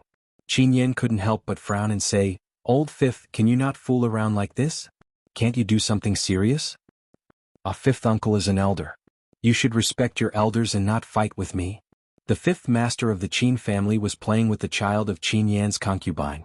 When he heard this, he raised his head and had a stunned expression. "Big brother, I'm doing something serious every day. Watching a play and listening to music, this is what you mean by serious business?" Fifth Master Qin was at a loss. Could it be that this doesn't count? Everything is being arranged according to what you said. In the future, the price of paper will definitely plummet. The situation like the Yu family, where one family dominates the market, will no longer appear. Of course, even if it does, it will be us dominating the market. As Li Xian spoke lazily, he suddenly thought of something. He sat up and asked in confusion, "Now, can you tell me what the second type of paper is used for?" Chapter 8:15. Wipe my butt. This somewhat vulgar or even vulgar answer clearly did not satisfy Li Xian. Using paper to do such a thing was no longer just a matter of disgracing the culture. He still felt that this kind of paper had some use that he did not know. Li shook his head. "You see, you asked me and I told you, but you didn't believe me. Forget it, I will know one day." Li Xian gave up asking, curled his lips and turned to leave. When he stepped out of the door, he stopped and thought for a moment, but a strange expression appeared on his face. Maybe, it seems, that it really works? In the courtyard, Li opened an envelope and took out a few pieces of paper. This was the news that had just been sent by the nets above, snares below. So much money had been invested, and it had not only made a splash, but also had a stable source of news from the court to the martial arts world. Today's news was all about the Yu family. This time, the Yu family had used almost all of their power to drag down the academy. However, they had not expected that once the improved paper was released, the secret recipe that the Yu family treasured as much as their lives would become worthless. From then on, their paper mill business would no longer be able to continue. They could not sell the large amount of paper they had stockpiled, and the additional equipment, manpower and material resources were almost all wasted. They might even owe a lot of debts. However, if they sold the improved paper at a price lower than the improved paper, it was estimated that they would only lose about 90% of their profits. They could still recover some of the cost, which was enough for the Yu family to survive this difficult winter. The closure of the largest paper mill in the Jing Kingdom, the Yu family, proved one thing. Business was risky and one had to be cautious. No matter how rich a family was, it could go bankrupt overnight. The Chui family was like this, and so was the Yu family. The Li family had much more business outside than these two families, so they must learn a lesson and do their business in a down-to-earth manner. They must not be too arrogant, and they must not forget their original intentions to succeed. The old emperor said that the Yu family had made some contributions to the empire in the past. In this time of crisis, if it was convenient for them to lend a helping hand, it would be better for them to do so. Out of the spirit of humanitarianism, he would have Her Royal Highness send someone to buy the paper that the Yu family couldn't sell at 10% of the price of the improved paper. This way, at least for this winter, they wouldn't have to worry about starving or freezing to death. Brother Chui, save the Yu family. You must save the Yu family this time. In just 2 days, Yu Dingfeng, the head of the Yu family, had a face full of stubble and his eyes were bloodshot. Chui Qingze had lost count of how many times he had been pestered by Yu Dingfeng in the past 2 days. With an impatient expression on his face, he said, "That kind of improved paper is indeed of a much higher quality than the Yu family's paper. Moreover, it's so cheap. Everyone in the world can see that. What can I do? As long as I can obtain that modification method." "You still want the improvement method?" Chui Qingze waved his sleeves and said, "Do you know who is behind those paper shops? The Crown Prince of Ning, Her Royal Highness, the Wang family. When you rejected the eldest princess 3 times, you should have expected that this day would come. Not to mention my Chui family, even Her Highness can't interfere in this matter. From now on, the development of the entire paper industry in the Jing Kingdom will be turned upside down." Yu Dingfeng sat back in his chair in a daze, the last trace of blood draining from his face. This time, what the Yu family lost was not only the shining silver, but also the foundation of the Yu family in the Jing Kingdom. Once the improved paper was released, who would be willing to buy the Yu family's paper? In the future, the Yu family would only be left with Ning Yuanho's estate. Without credit, even if His Royal Highness King of Shu ascended to the throne in the future, the Yu family would have no value. What kind of generous reward could they get? Yu family, Yu family. From today onwards, there would be no Yu family. The Yu family has some foundation. After this incident, they won't completely fall. However, without the famous paper shops in the Jing Kingdom, and without anyone in the court, the decline is only a matter of time. They want to obstruct the development of the academy for their own interests, so there is nothing to be pitiful about. With a single thought, she could decide the major events of the country. After a long time, Her Royal Highness also developed some temperament or momentum that she didn't have before. A centipede dies, but it doesn't fall down. Although the power of the King of Shu is not as strong as before, his prestige and influence are still there. But there is no hurry. If one Yu family falls, thousands of Yu families will fall too. There is still a lot of time, no hurry. The two were very clear about where the biggest obstacle in their plan was. Of course, the difficulties in the future might be greater, but before that, they had to clear these obstacles one by one.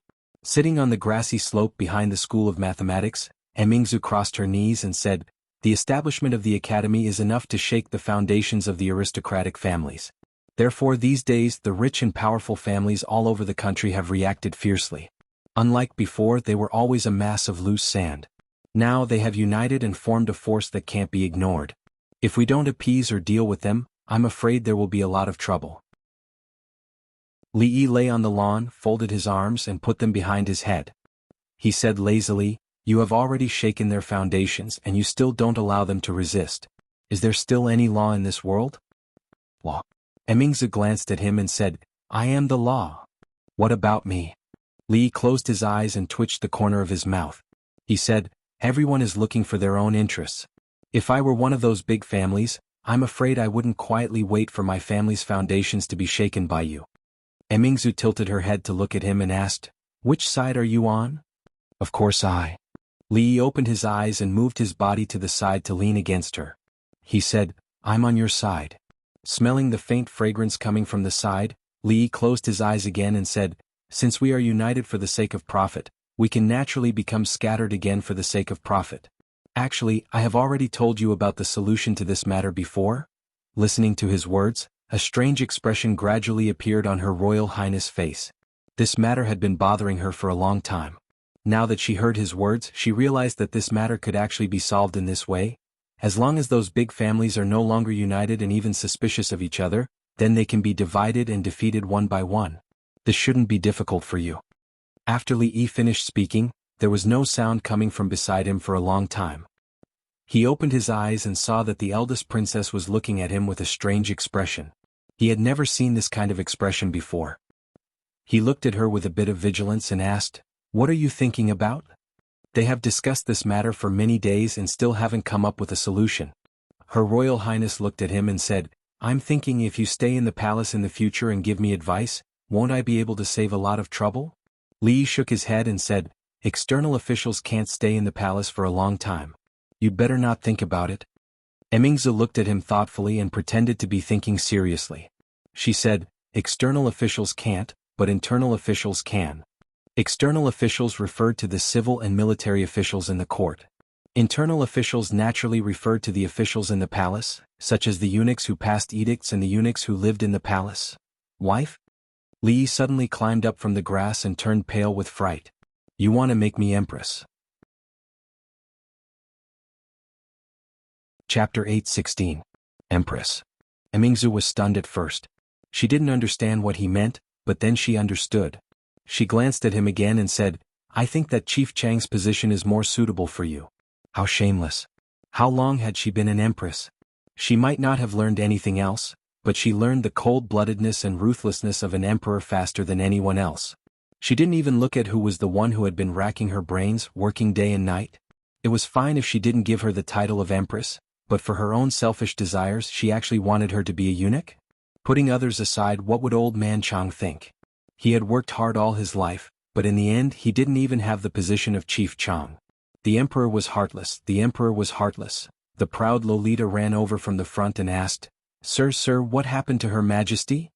"Her Majesty is fine." Li shook his head and asked, "The class hasn't ended yet. Why did you run over?" "I've already learned the things taught in class. I saw Sir and royal sister here, so I ran over." The proud Lolita looked at Li Yi and asked, "Sir, when is sister going to have a baby?" "Sister?" Li looked at Emingzu. "Aya, not royal sister." The proud Lolita shook his arm and said, "It's Sister Rui." Li pinched her face and said, "You have to call her mistress." The proud Lolita pouted stubbornly and said, "It's Sister Rui." Up to you, up to you." Li waved his hand and said, "There's less than 2 months left. Why are you asking?" "I'm just asking." The proud Lolita raised her head and calculated. Then she said with a smile, "Sir, continue talking to royal sister. I'm going to play." They were friends and he had done so much for her behind her back. In the end, she was not even conferred the title of empress. What else was there to say? Li sat up on the lawn and said, "Wait a moment, I'm leaving too." Okay. The Tsundra Lolita held Li Yi's hand and asked, "Imperial father said that we're going to eat barbecue in Farang Garden today. Is that true?" A girl's mind was really hard to guess. A few days ago she was still wearing a white palace dress, looking delicate and reserved, but today she had returned to her original self. Li sighed, nodded and said, "Yes, but it will be in the afternoon. Let's go fishing first and roast it later." "I'll go get the fishing rod." The Tsundra Lolita nodded excitedly and quickly ran towards a row of houses in front of the academy. As the most tyrannical princess in the imperial palace, she naturally snatched a room that she fancied. Although she didn't usually live there, it was convenient to use it to store things.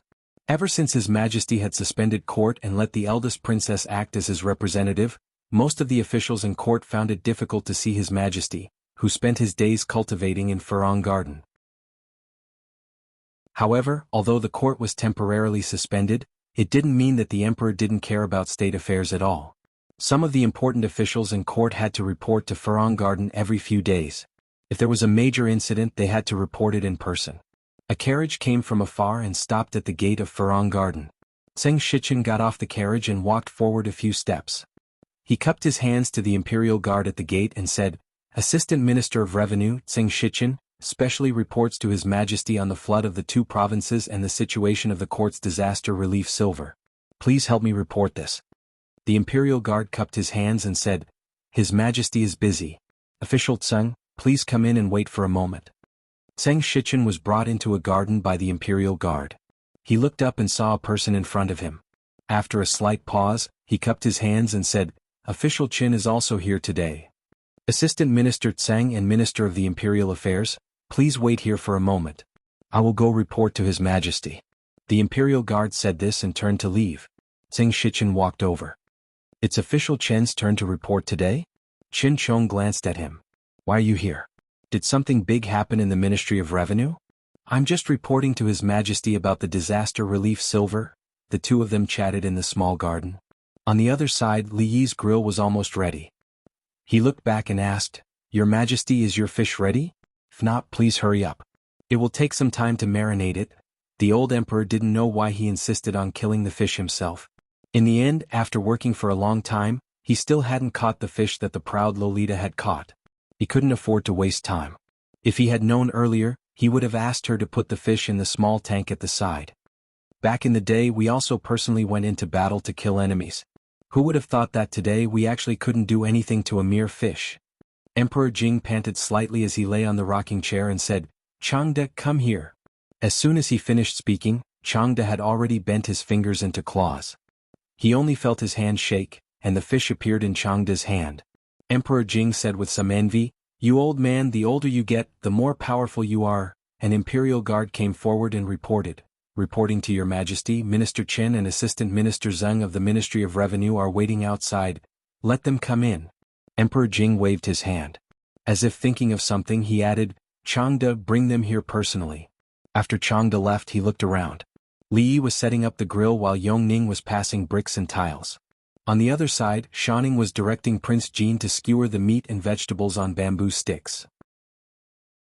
For the time being, no one was paying attention to this side. He quietly got up from the rocking chair and walked to the stone table on the other side. He picked up the wine pot and carefully poured a cup. Just as he brought it to his mouth, a thunderous voice suddenly exploded in his ears. Shut up. Emperor Jing's heart trembled, and the wine cup in his hand almost fell. Li Yi walked over with his eyes wide open and grabbed the wine cup from his hand. Emperor Jing glanced at him and explained, This is grape wine. Grape wine is also wine. Zhen will just take a sip, Li Yi said resolutely. Your Majesty, you don't know your own body. Even if it is just a cup of wine, it may cause the disease. A small sip, really just a small sip. I have not drunk wine for more than a year. Not even a sip. Li Yi waved to the back and said, Shanning, come over and take the wine pot away. The proud Lolita knew that her father could not drink, so no matter how Emperor Jing looked at her, she held the wine pot tightly and did not let go. There was no hope of breaking through from his daughter. Emperor Jing looked at Li Yi and said angrily, Marquis of Chang'an County, Li Yi, Zhen orders you to hand over that bottle of grape wine. Li Yi looked at him and said lightly, If your Majesty insists on doing this, then don't blame me for disrespecting the imperial decree. The two looked at each other and neither retreated. A little further away, Tseng Shichen and Qin Chong stood there in a daze, not daring to breathe. Forget it, forget it. If you don't want to drink, then don't drink. Zhen has drunk all kinds of wine. Isn't it just a cup of grape wine? Zhen doesn't care. After a while, Emperor Jing reluctantly looked at the grape wine in Shanning's arms and lay back on the rocking chair. He pointed to Qin Chong and Tseng Shichen standing there and said, You two come over and talk. Tseng Shichen glanced at the busy Li Yi out of the corner of his eye and walked over. He bowed and said, Your Majesty, this is the information that the Ministry of Revenue has compiled about the use of the disaster relief silver. Please have a look. When Tseng Shichen spoke, Qin Chong, who was standing quietly to the side, tilted his head slightly and looked in that direction. The scene just now still remained in his mind. At this moment, a certain thought in his heart wavered again. Chapter 8:17. Lord Qin, Lord Tseng, aren't you going to have a skewer? Li Yi held 2 skewers of chicken wings in his hand and waved his hand when Qin Chong and Tseng Shichen walked past him. How could I trouble County Marquis Li to cook personally? Please excuse me. Even though they had swallowed a lot of saliva because of the smell of meat when they were reporting to His Majesty, Tseng Shichen and Qin Chong still cupped their fists in fear and left quickly. What a joke. His Majesty had just asked for a skewer of chicken wings and was refused by him. What would His Majesty think if the two of them dared to reach out now? Hypocrites? Li Yi glanced at the two who were running away. What did they mean by, I wouldn't dare to trouble you? They made it sound as if they had never troubled you before. One sat in front of him, another sat in front of the old emperor. I won't give it to them. Come, one for each of you. Completely ignoring the old emperor's gaze in the distance, Li Yi gave 2 skewers of chicken wings to Yongning and the proud Lolita. Thank you, sir. The Tsundra Lolita said reservedly and kissed him lightly on the cheek. Li Yi had already put the other 2 skewers on the fire. Seeing this, he turned his head to the side and said, Hey, I just ate something and my mouth is full of oil. Let me wipe it for you? The proud Lolita took out a small handkerchief and ran over to wipe it. Then she quickly ran back. Humph!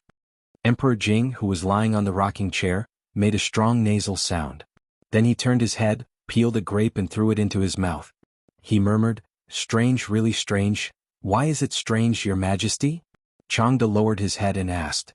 Emperor Jing was surprised and said, Qin Chong is capable, but he usually stands firmly on the side of the king of Shu and the Cui family.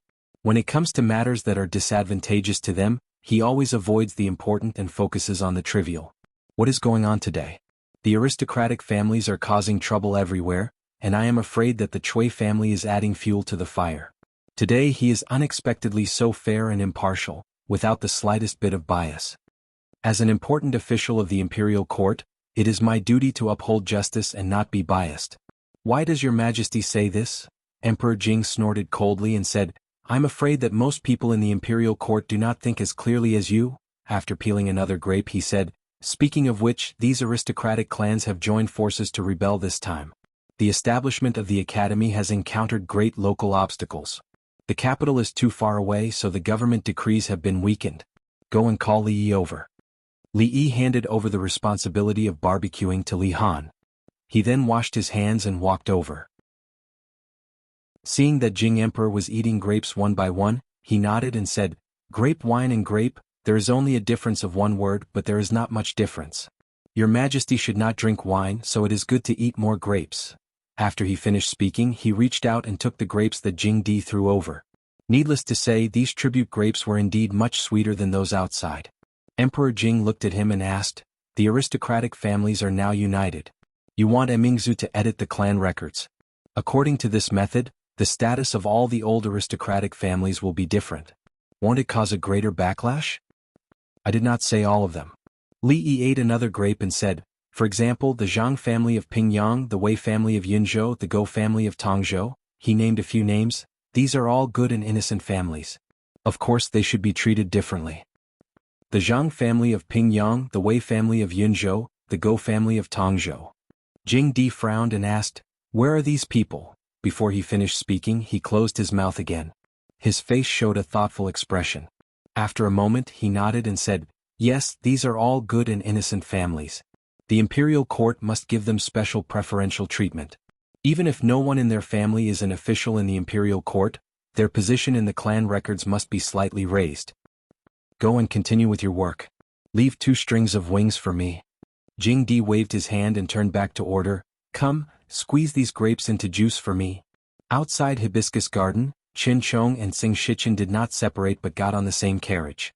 Qin Chong frowned and said, Your Majesty just said that you want to recompile the clan records. I don't know what kind of storm it will cause. Xing Shichen shook his head. This is no small matter. Once the clan records is recompiled in the future, the selection of officials in the imperial court, the marriages between the aristocratic families, and the prestige of the aristocratic families among the people will all change. It can be said that it will fundamentally affect the status of the aristocratic families. It will not be easy for Your Majesty to suppress the old aristocratic families. Recently, the Cui family has been instigating in the background. Those people finally can't sit still anymore. Qin Chong looked outside and said, Your Majesty's determination to build an academy and support the commoner families is so strong. It is reasonable to suppress them.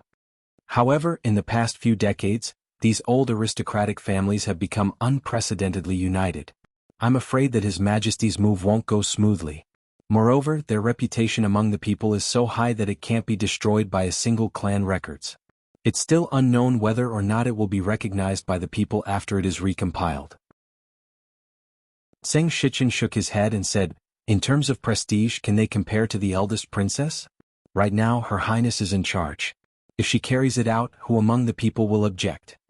Qin Chong was instantly speechless. In the past 2 years, the eldest princess had really done too many great things for the benefit of the country and the people. If not for this, His Majesty would not have abandoned all the princes and made her the acting regent. It was precisely because the decrees she carried out were very close to the people's lives that in terms of prestige and reputation among the people, even His Majesty could not compare to Her Highness. Because of the princess, The people who had changed the plight of their families even saw her as a living bodhisattva and had set up a longevity tablet for her in their homes. Qin Chong suddenly thought of something and asked, "Say, what do you think that Li Yi is thinking?" Zheng Shichen looked at him and asked, "What do you mean?" "You saw it just now. His imperial favor is unprecedented. What relationship does he have with His Majesty?" Deep confusion appeared on Qin Chong's face. With his ability and influence, no matter which prince he chooses to support, the chances of the king of Shu ascending to the throne are extremely slim. However, he did not agree to any of the prince's solicitations. Instead, he has always supported Her Highness the eldest princess? Seeing Qin Chong nod, Zheng Shichen thought for a moment, then said, "Perhaps he himself has realized that no matter what position he holds in His Majesty's heart, if he participates in the struggle for the throne, he will definitely incur His Majesty's displeasure. Through this method he is expressing his attitude and stance." Qin Chong frowned.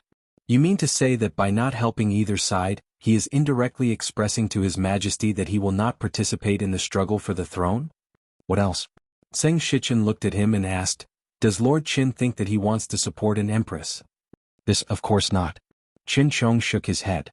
However, compared to the last time he had answered this question, he hesitated for a moment longer. Absurd, absurd. The clan records uses genealogical traditions to determine the ranks of the clans. How can it be so easily changed? "Duke Zhang, don't be agitated, don't be agitated."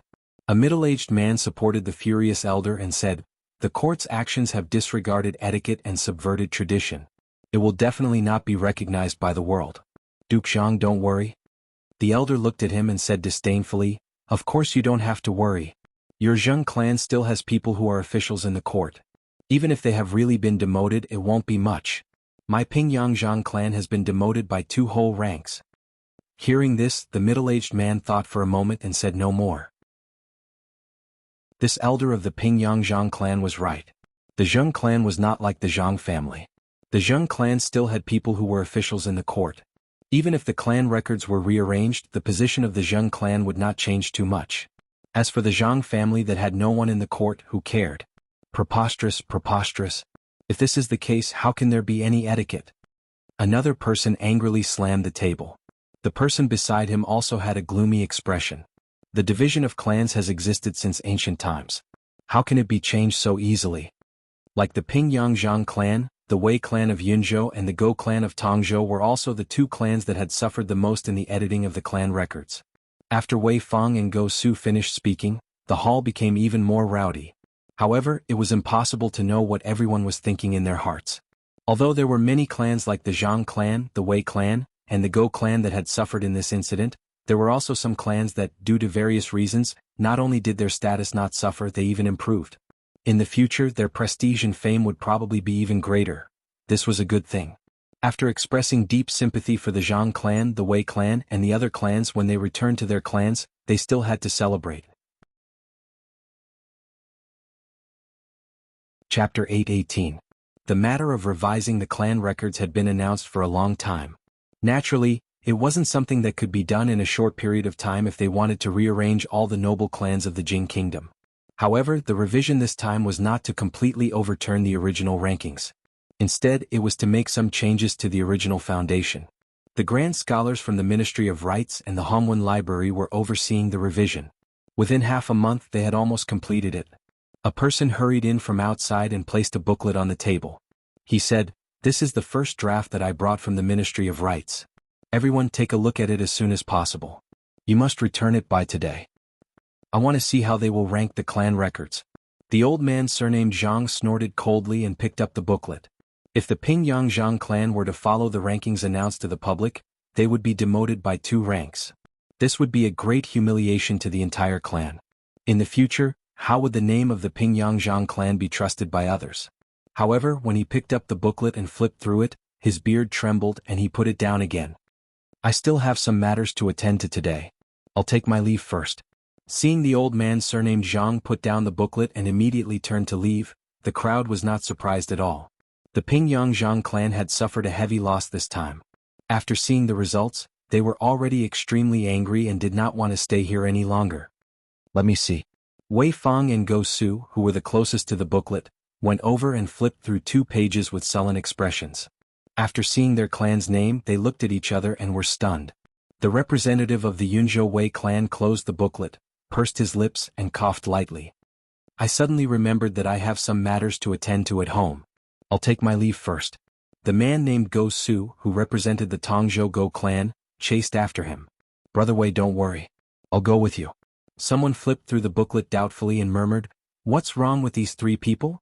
Even if they're really ranked at the bottom, aren't there so many people who have suffered the same fate as them?" Not long after the words left his mouth, he stopped abruptly. The Pingyang Zhang clan, the Yunzhou Wei clan, the Tongzhou Go clan. The rankings of these three clans were not as low as they had expected. Instead, they were higher than the clans of most of the people present. Not only that, but the rankings of several other clans had also exceeded their expectations. What's going on? The Zhang clan, the Wei clan, and the Go clan, could it be that they've already sided with? That's impossible. Didn't you see what they looked like just now? Then how do you explain this? No one could explain it, and no one could understand why these families, who were clearly in the same situation as them, were given preferential treatment in this matter. Why did they do so? Although this ranking did not determine the rise and fall of the aristocratic families, the impact on them could not be ignored. If the new clan records was accepted by the world, would their families still be able to maintain the same respected status as before? While many people were guessing in their hearts, they also looked at some of the people around them with a bit of scrutiny. On the surface, he seemed to be on the same boat as them, but who knew what he had done behind their backs? Otherwise, why would there be such an unfair outcome? Who knew how many of them were like Madame Zhang, Madame Wei, and Madame Go, doing one thing on the surface and another behind their backs? Someone frowned and said, "Perhaps the imperial court did this on purpose?" On purpose. Someone sneered, "Why did they choose them?" Looking at the expressions of the people around them, they found that it was completely different from when they entered the door. As soon as the old man surnamed Zhang returned home, a man came out to greet him and asked anxiously, "Father, how did it go?" The old man surnamed Zhang glanced at him and said, "What do you mean how?" The man said anxiously, "The clan records, our Zhang family." The old man surnamed Zhang waved his hand and said, "Go and make arrangements for the big banquet in the mansion tonight. Ask them all to come back. No one is missing." The man looked at him with a puzzled expression. "Oh yes." The old man surnamed Zhang thought of something and waved his hand and said, "The land that the academy uses in Pingyang, donate it all? Donate it?" The man was shocked and asked, "Father, haven't we discussed it with those people? We won't give in on this matter. What do you know?" The old man surnamed Zhang glared at him and said, "I said I'll donate it. Don't ask anything else. Go and do your work." The old man surnamed Zhang strode away. The young man stood there in a daze for a long time before he turned around and left with a heavy heart. At the same time, in another mansion in the capital, Wei Fong, who had just returned, ordered the housekeeper, "Quick, send a letter to Yunzhou immediately. Tell them that the Wei family's ranking in the clan records has risen to the 3rd level. Tell them not to make things difficult for the people who are building the academy in the capital and to help them more. Those who disobey will be punished according to the family rules." Not far away from the Wei family, the person in charge of the Go family in the capital of Tongzhou was also ordering his subordinates. "Don't rest on the way. Go to Tongzhou overnight and tell those rich merchants to donate as much as they can. If anyone disgraces the Go family in Tongzhou, don't blame me for being impolite." Within a day, news of the same content had spread from the capital several times. The Zhang family, the Wei family. These people, what are they doing? The head of the Chui family, Chui Qing's face was gloomy. This matter can only be done if everyone is united. If someone is lax, what others do will be seen by the world. In contrast, won't they be reviled by thousands of people? Chui Qinghe, the second in command of the Chui family, shook his head and said, "It's not just a matter of the Zhang family and the Wei family. This time, the revision of the clan records, His Majesty's attitude is completely unpredictable. At this time, the final ranking has not been decided, and the big families are suspicious of each other. Some people have even taken the initiative to express goodwill to the imperial court. This time it's our negligence. This is the simplest trick to sow discord. I don't believe that they can't see through it. Will it work?" The eldest princess looked at Li Yi and asked with a frown, "So what if they see through it? So what if they can't see through it?" Li Yi took out a small bamboo basket from the kitchen, took out a washed apple and handed it to Yong Ning. "Shaoning, Xiaohuan, Duanwu, come and eat an apple." Xiaohuan was playing with the two girls in the yard. Li Yi waved to them and gave each of them an apple. The apple sent by the Wang family had thin skin and thick flesh. It was sweet and delicious. The taste was very good. He took out the last apple from the basket and took a bite. Only then did he see the eldest princess raise her hand and hand it over. He asked in surprise, "Do you want it too?" "No." Emingzi glared at him, slightly angry in her heart. "You see, the principle is the same. Xiao Huan and the others can eat the apple, but you can't, so you're unhappy. Because what they can't eat is not only the apple." Li Yi looked at her, divided the apple into two, and handed her the unbitten half. He said, "So, the reason is not important, the process is not important, the result is important." Emingzi took a bite of the apple and thought about it. Li Yi held the half of the apple in his hand and looked at it over and over again. He didn't find the bite mark. He raised his head and said embarrassedly, "Sorry, I gave it to the wrong person, can you?" He found that the half of the apple in her hand already had a bite mark. He waved his hand and said with some disdain, forget it, I don't want it." Chapter 8:19. Let me tell you, when it comes to apples, the Wang families are the best. Li Yi nibbled on the apple with 2 bites missing, handed over a letter and said, "The Zhang family of Pingyang, the Go family of Tongzhou, the Wei family of Yunzhou. These families have already sent back fast horses. This time, the imperial court has given them enough preferential treatment. I think they should know what to do. As for the others, there's nothing to worry about. The Zhang clan and the Wei clan have a very delicate position among the major clans. Without them, they won't be able to hold their own. If they continue to persist in going about things the wrong way, they won't be able to withstand the public opinion of the people with those clans in the lead." Li Mingzhu looked at him. After thinking for a moment, she said seriously, "You really don't want to think about entering the palace? Power, wealth, glory, splendor. I can give you whatever you want." "I won't consider it." Li Yi shook his head firmly. Power, wealth, glory. He had none of them now. This invitation was not sincere at all, and there was no need to consider it at all. The princess took a bite of the apple and said, "I don't know what they will do next. No matter what they will do, just take it." Li Yi threw away half of the apple core, clapped his hands and said, "It's good that they will do something. If they are all quiet, I don't know where to start." Whether it was the Yu family's difficulties, the chaos of the aristocratic families, or all the previous events, in most cases, it started with the other party seeking death. If he really wanted to take the initiative to design and target, it would be a waste of time and energy. It would not be as simple and convenient as it was now. However, after suffering so many losses in a row, the king of Shu was still holed up in Shuzhou, and they had also suffered a lot in the capital city or other places. Thinking about it, they should be stable for a while. Rui was about to give birth, and Li Yi did not want to trouble himself in other places. If they could let him spend the new year in peace, should he be more lenient in the coming year? The head of the Cui family, Cui Qingze, put down a letter and said, "There's news from the palace. Her ladyship said that in the next few months, it's better to stay quiet and not move. We only need to pay more attention to the eldest princess." Everyone has seen the eldest princess's performance in court recently. She is even more cautious than His Majesty when it comes to handling political affairs. Someone frowned and said, "Besides, none of the people she transferred from the various departments are simple people. Isn't waiting for the princess to make a mistake the most inferior method?" How could Cui Qingze not know that this was the most inferior method? However, the more they moved, the greater the loss. In less than a month, the Yu family was gone. The aristocratic families that had united with great difficulty also became distracted and had different thoughts because of a broken book. The eldest princess, or County Marquis Li, dealt with every move accurately and ruthlessly. How could they dare to make another move? Without absolute confidence, he didn't dare to make any rash moves.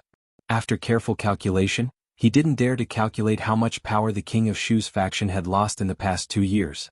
There was no fight for the throne, and there were no factions attacking each other. How could the situation become like this? After careful consideration in the past few days, he didn't have full confidence in something for the first time. In short, we need to be more stable these days. We also need to restrain the children in the family. Don't let anyone get hold of us. Cui Qingze stood up and waved his hand in annoyance. Let's call it a day. As the head of the Cui family spoke, everyone in the hall stood up and took their leave. When walking out of the Cui mansion, Tsing Shichen paused and said, "Brother Qin, are you going to Willow Lane today?" "Same way." Qin Chong stepped out of the gate of the Cui mansion and nodded slightly. Watching the two figures go away, someone finally couldn't help asking in confusion, "When did the Zheng family and the Qin family become so close?" I've never heard of any other contact between the two families. It's really strange. Everyone was puzzled, but they didn't pay too much attention to it. After all, the two families belonged to the King of Shu's faction. Even if there really was some unusual contact, it wasn't something inexplicable. It was still the tea house in Willow Lane.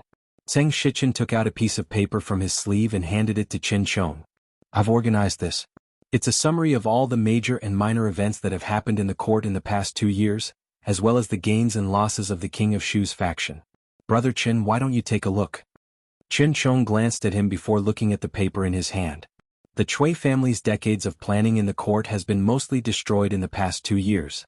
The King of Shu's current advantage is that he is the eldest son of Imperial concubine Cui. He only has this identity as the eldest son of the Emperor. Zheng Shichen's gaze wavered. Unfortunately, everyone, including the Cui family and Imperial concubine Cui, has been blinded by this identity. They seem to have forgotten that the one who ultimately decides this matter is His Majesty. His Majesty's attitude towards the King of Shu is really not the same as how he treats the eldest son of the Emperor. Although His Highness's actions were too muddle-headed, he has already been sent to Shuzhou for a year. His Majesty's body is unwell, and he would rather choose the eldest princess than summon His Highness back. I really can't understand. Gains and losses. Qin Chong put down the paper, the corners of his mouth twitching. I'm afraid there are only losses and no gains? Li Yi escorted 3rd Miss Qin out of the courtyard and said, there's still about a month left. The imperial physician will take her pulse every few days. Yesterday I invited Master Tan Yin over to take a look. Everything is fine. You don't have to worry. These days he rarely came here, but every time he did, he would run into her. That's good. 3rd Miss Qin nodded with a smile. Seeing the figure at the entrance of the alley, she said, it's getting late. I'm going back. Seeing Qin Chong leave with her, Li Yi turned his gaze to Zheng Shichen, who was standing to the side. The last time I saw Minister Qin, he said that the Ministry of Revenue was very busy, and Her Highness had sent another person away, so he was a bit busy. Li Yi looked at him and said doubtfully, Assistant Minister Zheng seems to be in such a good mood every day. It doesn't look like he's very busy. Zheng Shichen smiled and didn't mind. He said, this time I'm specially waiting for County Marquis Li. Waiting for me? Li Yi looked at him in surprise. Zheng Shichen looked at him and stretched out his hand to the side. He said, I wonder if County Marquis Li can come to the tea house for a chat? The Zheng family was firmly on the side of the King of Shu. Although they weren't mortal enemies, they were definitely not friends. If he had to link it to something, it would be because he ate her dumplings without paying. The dumplings made by the Marquis of Chang, and couldn't be compared with a cup of tea, right? Although the price of this cup of tea wasn't low, this tea house was opened by his family. Although it was expensive, it was only for style. As for the cost, it was not worth mentioning to others. Chapter 820.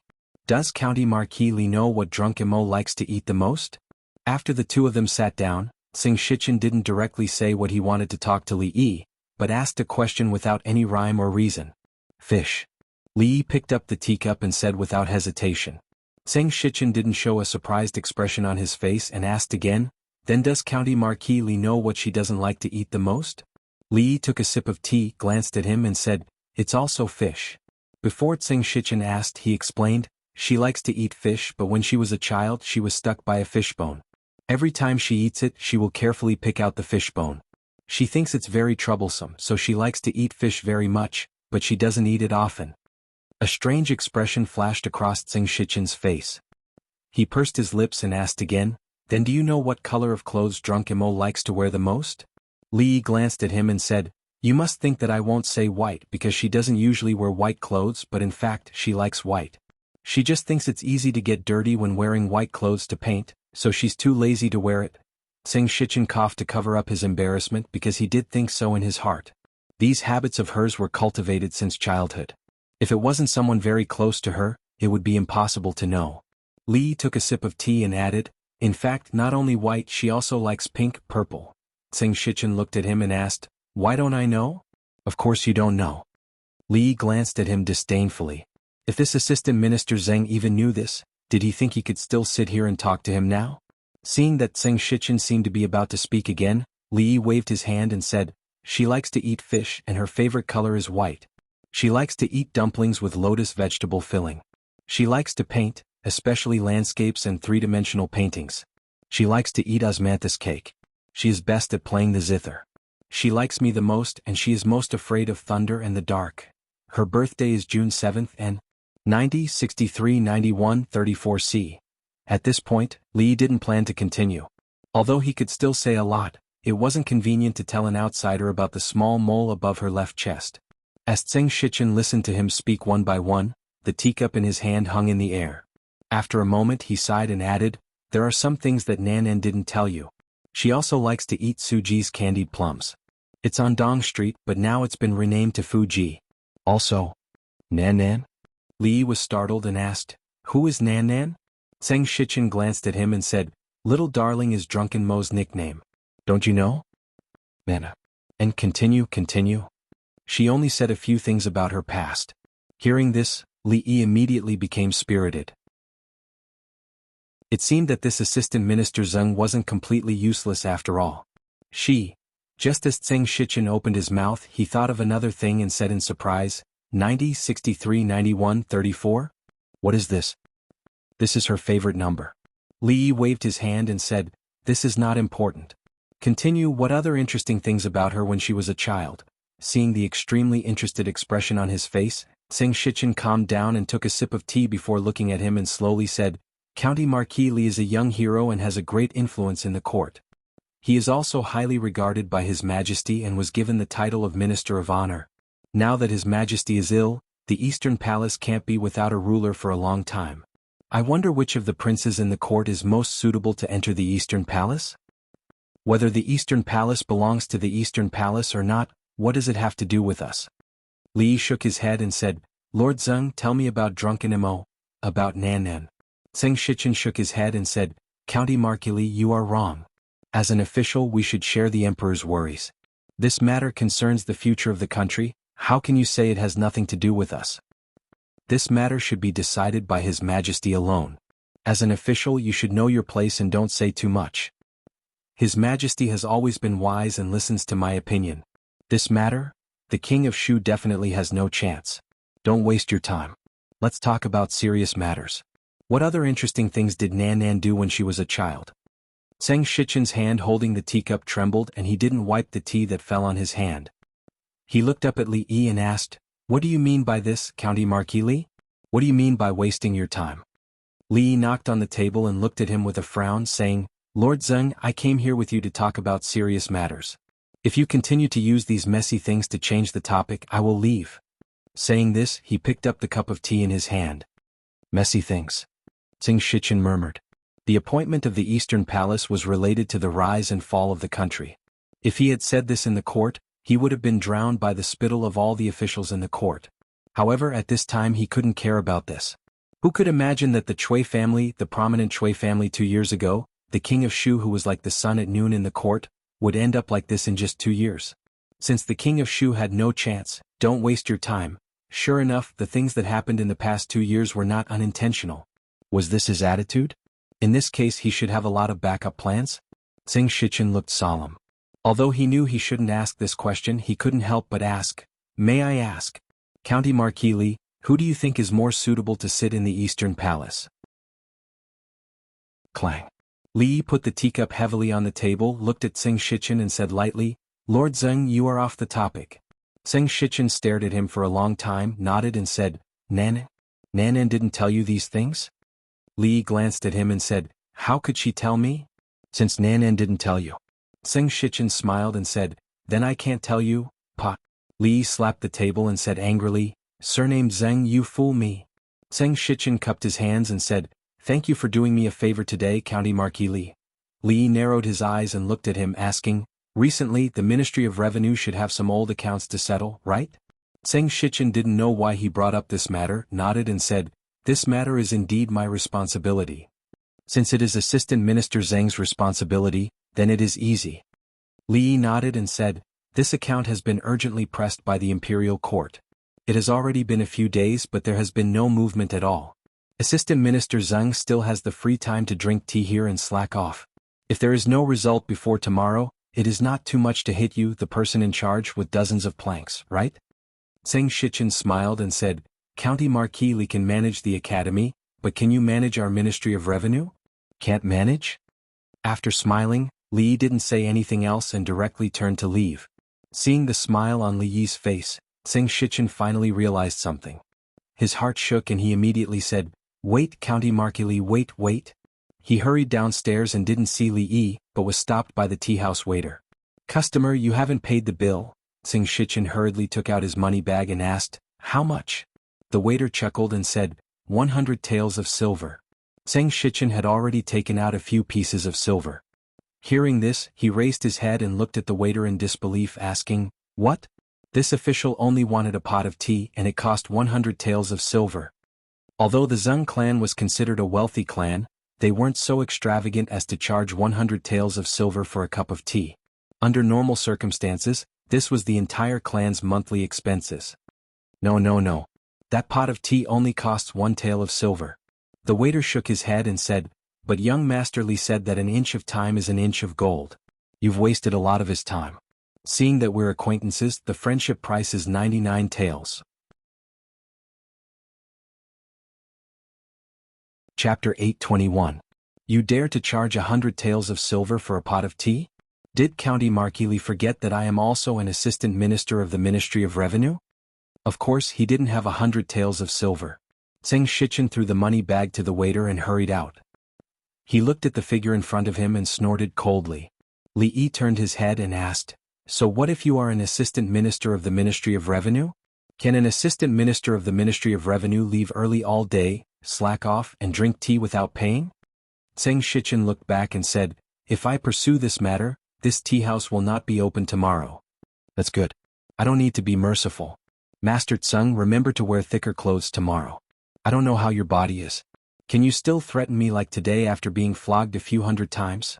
Li Yi smiled indifferently and turned to walk into the yard. "Wait." Zheng Shichen's expression changed. He quickly walked up and stood still. After thinking for a moment, he said, "I still have a few words to say to Master Li." Li Yi waved his hand. "No hurry. I will go in and say a few words. You stay here and don't move. If you have anything to say, wait until I come out." "Hey Li, why are you back again?" Xiao Chui squatted in the corridor and rubbed a small doo-doo in the wooden basin. Seeing Li Yi come in, she hurriedly hid the wooden basin behind her and raised her head to ask. Li Yi glanced around nonchalantly and asked, "Where is your young lady?" "Young lady is in the studio." She quickly replied and moved her body to protect the wooden basin behind her. Watching Li Yi walk in, she picked up the wooden basin and ran to the back of the house like a gust of wind. Inside the studio, Zheng Zumo was bending over the table to paint. At this time she was painting a key part. Hearing the noise at the door, she didn't look up and said, "Xiao Chui, you are done washing. Help me massage my waist?" Li Yi was a little surprised. Although some things had been said, the current relationship between the two was still very pure. Other than the accidental holding of hands, hugging, kissing, seeing her change her clothes, showering, there didn't seem to be anything else, right? To be honest, they hadn't even held hands under normal circumstances. "What are you waiting for? Hurry up and come over. I've been standing here for so long. I'm so sore." Li Yi nodded in a daze. He slowly walked over, stood behind her, and placed his hands on her waist. She had a strong foundation in dancing since she was young. She would also deliberately do some plastic exercises, so the tightness and delicacy of her slender waist could be felt through her clothes. Li Yi was only absent-minded for a moment before he focused his mind and started massaging. She usually painted standing up. After a long time, parts like her waist and shoulders would be very uncomfortable. After this busy period, he should teach her some basic martial arts. He didn't expect her to become as powerful as Mississippi Lu and the Princess Royal. It would be good enough if she could strengthen her body. "Xiao Chui, you have made great progress these days. Your technique is also different from before. Where did you learn it?" Zheng Zumo finally finished this part. She put down the brush and looked over. "No, it's not 63. Li Yi looked at her and asked, "Did you not eat well recently? How did you lose weight again?" Goddess Luo Shui was like a frightened rabbit. Her body trembled and she immediately jumped away. She said with a red face, "Why is it you?" "Xiao Chui is washing her underwear outside, so I came in by myself," Li Yi explained. He glanced at the painting on the table and said in surprise, "Who is this painting? He is so handsome and elegant." Zheng Zumo glanced at him and said angrily, Bah, shameless. How can you say that about yourself? Li Yi frowned and said, but Nan, you didn't handle it well here. Where? Speaking of the painting, she became serious. She walked over again and looked at the painting on the table. However, the next moment she raised her head and looked at him in disbelief. She asked, What did you just say? Li Yi pointed to the painting on the table and said, I said that you didn't handle it well here. She looked at Li Yi in confusion, thinking that she had heard wrong. She lowered her head again and asked, What's wrong? Here should be more angular to match the handsome. Li Yi pointed to a certain outline of the person's face in the painting, then shook his head and said, But this is not a problem with your painting skills. After all, Nan, you are best at landscape painting. How did you know? Zheng Zumo took a few steps back and looked at him with a blushing face. She had long forgotten about the problem of painting skills. This was her pet name. To be precise, it should be a baby name. As far as she could remember, there were only 2 or 3 people who called her by this name, except for her parents. Li Yi asked in surprise, What, Nan? Don't say it. What's wrong with Nan? Don't call me that. Why Nan? It sounds nice. Ah, Xiao Chui, come quickly, help me shut his mouth. Seeing Li Yi coming out of the yard, Tsing Shichen, who was standing in place, asked in surprise, County Marquis Li, what happened to your face? Nothing. If you have anything to say it now. Xiao Chui, that silly girl, didn't know how to behave properly when she was playing. She made threatening gestures and pushed him down on the bed. The 2 of them were weak and he couldn't really fight with them. As a result, his face was rubbed red and smeared with a little paint. It took a long time to wash it clean. When Tseng Shichen walked out of the alley side by side with him, he stopped and turned to look at him, asking, How far have you gone? Li Yi knew what he was asking. He looked at him and didn't speak. Seems that I asked too much. A hint of understanding appeared on Tseng Shichen's face. After shaking his head, he said solemnly, Zumo has suffered a lot in the past 10 years. It wasn't easy for her to get to where she is today. Treat her well and don't let her suffer again in the future. I will definitely treat her well and not let her suffer again. There is no need to wait until the future. Li Yi glanced at Tseng Shichen and said, On the contrary, Assistant Minister Zheng and your Zheng family, please don't do anything unnecessary. The great change that the Zheng family suffered more than 10 years ago was still a scar in her heart that couldn't be easily opened. Even Li Yi didn't dare to mention those things easily. Although the Zheng family was small, it had a great impact on her. Tseng Shichen looked up at him and said, County Marquis Li, don't forget that Zumo's surname is Zheng. She is a member of our Zheng family. I'm afraid it's not appropriate for you to say this. That was in the past. Li Yi looked at him calmly. It won't be in the future, you? Tseng Shichen's face showed anger, but Li Yi didn't look at him again and turned to leave. Watching him get on the carriage, Tseng Shichen stood there for a long time. At a certain moment, the anger on his face disappeared, and a faint smile gradually crept up. In this way I can rest assured. He murmured and turned to leave. The smile on his face disappeared and he seemed to be in deep thought. King of Shu, what a waste of effort. In the carriage, Fang tilted his head and looked at him. Young master, are we going home? Yes. Li Yi thought for a moment and said, Let's go to Dong Street first. Go to Dong Street? The sloppy old man opened his eyes and asked, Why do we go to Dong Street?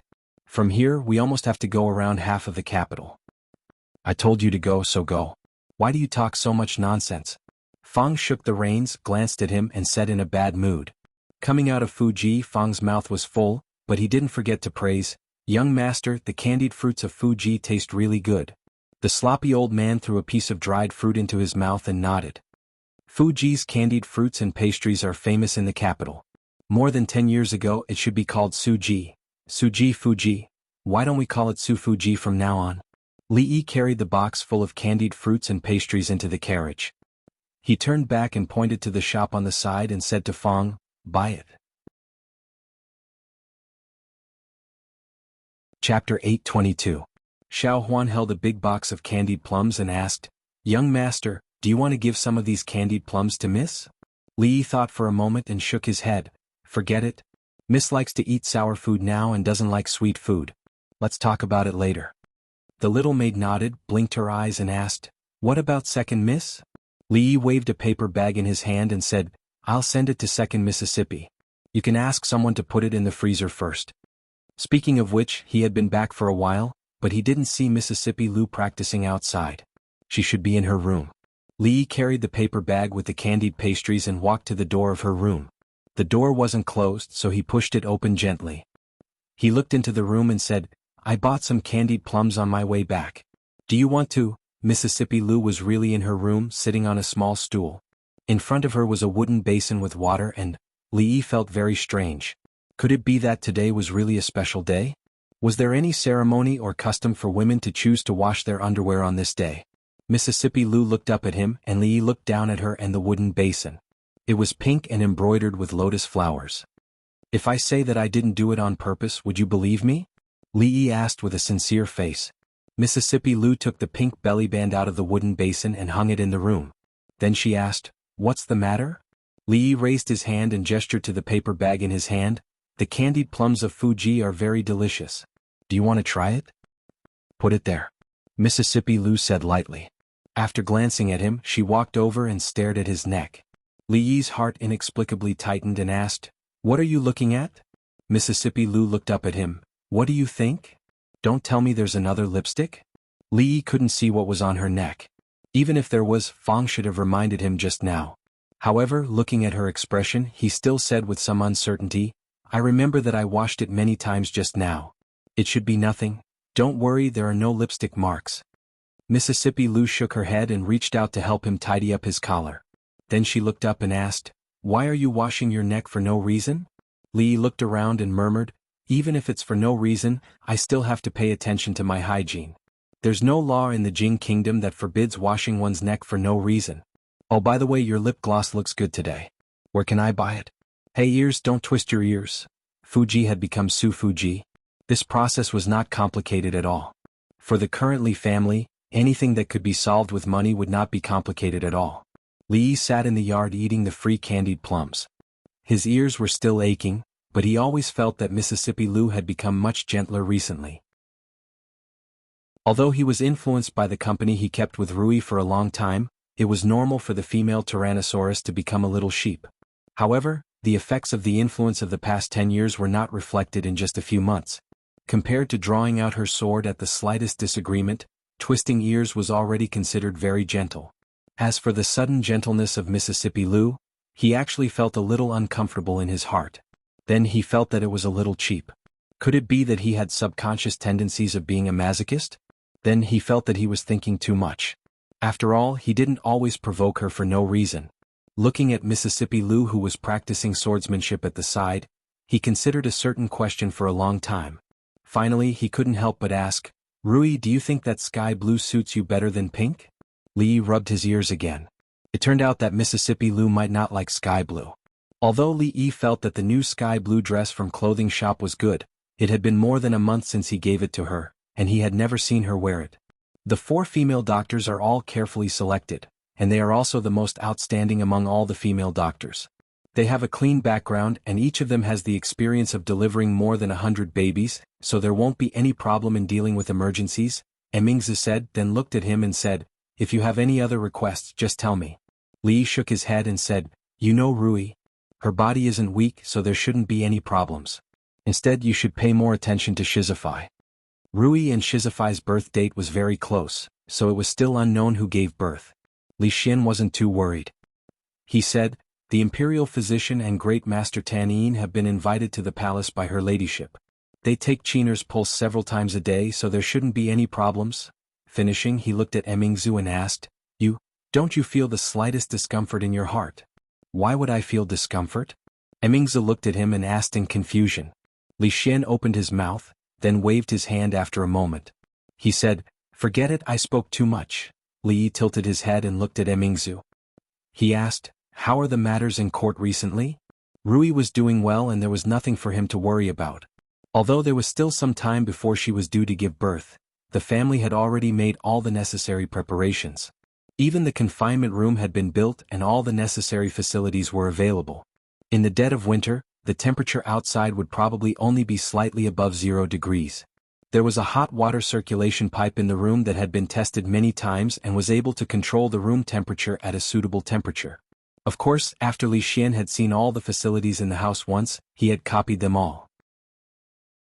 Emingzu nodded and said, "In 2 months, it will be the New Year's Day. The court has been peaceful and there hasn't been anything else. There wasn't anything else to this. Only the two of them understood the deeper meaning behind it. Li was a little confused. Although he had only revealed a sentence to Tsing Shichen last time, he had already made his meaning very clear. At this point there was indeed no need to hide some things. Although this would lead to a greater counterattack from King of Shu's faction, their counterattack had never been small. However, he didn't care. Only when they made a move could he think of countermeasures and eliminate the remaining forces of King of Shu's faction bit by bit. However, it had been nearly 2 months since he last saw Tsing Shichen, and there was no movement from the King of Shu at all. This didn't make sense. Was it because the King of Shu was waiting for his skills to cool down and make a big wave of trouble, or because Tsing Shichen didn't tell them about it at all? The latter was unlikely. After all, the Zheng family had been tied to the King of Shu for so many years. If the King of Shu succeeded, he would be a subordinate of the Emperor and have a bright future. He wouldn't betray the king at this time, would he? Whether Tsing Shichen had told him or not, there was no way to confirm. 2 months ago, he had been sent by the princess to another province on a business trip as punishment for slacking off and leaving work early. Recently, he had almost run through the provinces adjacent to Jingdo, and it would probably be a few days before he returned. The end of autumn and the beginning of winter in the 3rd year of Jing, he couldn't be more normal. These days, the country was stable, the foreign enemies were temporarily resting, and there was no turmoil in the court. Especially since the Princess Royal Highness took charge of the government, the people lived in peace and praised the many decrees of the court. As a result, everyone almost forgot that during this period of time, standing at the top of the country was a woman. This peace and tranquility lasted until the 15th of November. Because the night before, the first snow fell in the capital. When many people opened their doors in the morning, they found that there was a vast expanse of whiteness in front of them. And also because the night before, in the Marquis Mansion of Chang'an County, the young master of the Li family was born. Chapter 823. After a night of heavy snow, although it cleared up at dawn, the temperature still plummeted. Who knew how many people were caught off guard by this first snow, and because they didn't have any clothes to wear, they were so cold that they cried for their parents. In the Li family in the greenhouse, because the copper pipes close to the wall circulated hot water, after closing the door they didn't feel cold at all. In the past, Xiao Huan would have run to the yard to make a snowman, but today she just moved a small stool and sat in front of the bed, looking at the little eyes in the swaddling clothes. She had been looking for almost an hour, but she still couldn't get enough of it. After a while she turned back and whispered, "Hee, his nose is like the son-in-law and his eyes are like Miss." Nonsense, he didn't even open his eyes. Li gently knocked on her head. Xiao Huan immediately retracted her head and whispered, "I saw him last night." As a person who had lived 2 lives, this was his first child. Naturally, Li couldn't get enough of it, but he didn't think the child looked like anyone or not. A newborn child didn't even have eyes and eyebrows, so these things couldn't be seen. Sitting on the bed, Rui's face was a little pale. Giving birth was hard for women, and it was like walking through the gates of hell. Even a grandmaster was not much better than an ordinary person. She looked at the child, and a faint smile appeared on her slightly tired face. Then she sighed and said, "It's a pity that you like daughters." Although she said this, she didn't know how happy she was. Some ideas were deeply rooted here, and even Rui couldn't avoid them. Li tucked her in and said, "It's okay, we can have more in the future. There will be daughters." Outsiders were not allowed in the confinement room. Although only Rui and Xiao Huan were here, hearing this she couldn't help blushing. She changed the topic and said, "Husband, what do you think we should name him?" In fact, as early as a few months ago, Li Yi and she had prepared a few names, both boys and girls. Li Yi didn't name his children according to the Li family's genealogy, nor did he plan to name his children in this way. Originally, if he had a daughter, it would be good to call her Li Si or Li Mui. For a boy, this name would be a bit feminine. Moreover, he was the eldest son of the Li family, so he naturally had to choose a more neutral name. There were already a few names that they could come up with, but the two of them had yet to decide which one to use. Li Xian?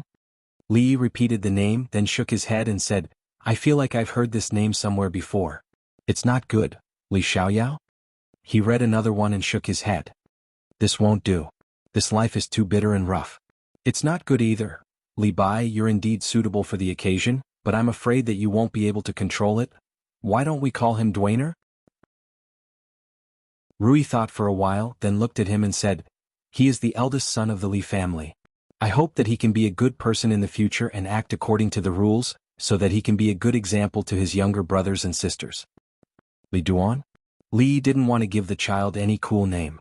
Li Duan was actually not bad, but it sounded a bit short. The word short made him feel uncomfortable no matter how he heard it. A name is just a form of address. Although it is good to have a meaning, it has little to do with one's character or fate in the future. Li Yi thought for a while and said, if a name can represent fate, then isn't Rui too much of an advantage? As soon as he finished speaking, he was kicked lightly by Mississippi Lu. Li Yi looked at the swaddled child. Since Rui could bring it up, it meant that she liked the name very much. He nodded and said, Duaner? Li Duan. Very good. I'll do as my wife says. The little servant girl looked at the child sleeping soundly in the swaddled clothes and said in a small voice, Duaner, Duaner, you have a name. You guys have been busy all night yesterday. Go and rest first. Last night, after the child was born, everyone in the manor didn't sleep well. Li Yi said to Xiao Huan and Mississippi Lu, then looked at Rui and said, you haven't slept since yesterday. Go and rest for a while. I'll deal with the matters outside. The greenhouse was so quiet and peaceful, but in fact the outside had long been a boiling pot. Since last night, this place had become the focus of the entire capital. Especially after the news that County Marquis Li had a son and that both mother and son were safe spread out, many officials and nobles in the capital couldn't sit still. The carriages and horses that came to congratulate and give gifts had long been lined up 2 streets away. The servant girls and servants of the Li Manor had all been mobilized. Just counting the rooms for storing gifts, they had already prepared 4 rooms. The youngest marquis in the court, the youngest minister of the golden-purple imperial court, and the emperor's most favored official, even the nobles and officials who usually didn't have any interaction had to prepare enough gifts at this time. The old emperor's edict came early in the morning. Other than bringing a lot of rewards, Rui's title of nobility was directly raised by 2 levels. After that, there was also the empress's decree, the princess's manor, the crown prince's manor, and more than a dozen carriages of gifts. Usually, Li didn't like to socialize, but today was different. Others came with gifts, so he had to go through the formalities. Just this formalities took him from dawn to dusk. When a servant came to tell him that the madam and the child had both woken up and that the madam was talking inside, Li found that the sky was already a bit dark. Duaner, Duaner, this is a good name. The smile on the face of the madam of the Li family hadn't stopped since last night. The old woman had been living in the manor for the past few days. She had originally fallen asleep yesterday, but she was suddenly woken up and hadn't slept since. Before the child was born, she seemed to be more anxious than Li Yi. After the child was born, she was busy inside and outside, sending letters outside one after another. Until now she hadn't rested, but she seemed more energetic than anyone else. Although the other madam couldn't see, she was also sitting next to Rui's bed. At this moment she was holding her hand and saying something. Li Yi listened. It should be some precautions during the confinement period. In fact, he didn't need someone to teach him these things. He knew it better than anyone else. Originally he wanted to persuade the 2 old people to go back and rest first, but seeing the situation in front of him, he felt that they probably wouldn't listen, so he quietly left. No matter what, his heart was still a little worried for so long that now, he could finally take a long breath of relief. Today, everyone in the manor was busy all day so that only a passage was swept out of the courtyard.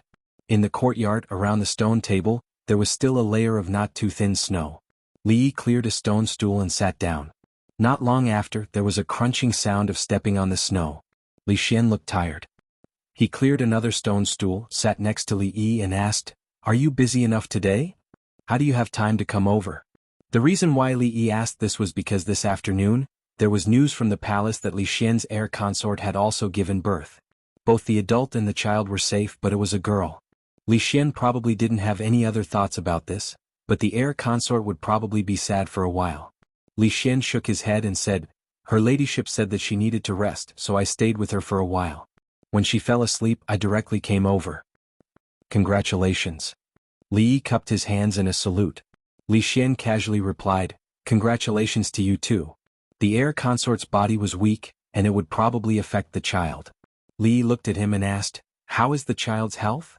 Speaking of his daughter, a smile appeared on Li Xian's face. He said, "When she was born, she cried loudly and her body was a little weak, but the imperial physician said that she was fine for the first month, and then there were no problems." "What about the heir consort?" Li Xian shook his head and said, "She's fine.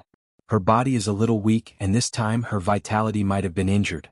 She needs to rest, but it's not a big deal. However, she has always wanted to have a son.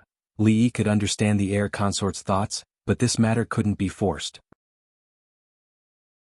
He stood up and patted Li Xian's shoulder, saying, "If there's nothing else, try to persuade her. Actually, it's not bad to have a daughter." Chapter 824.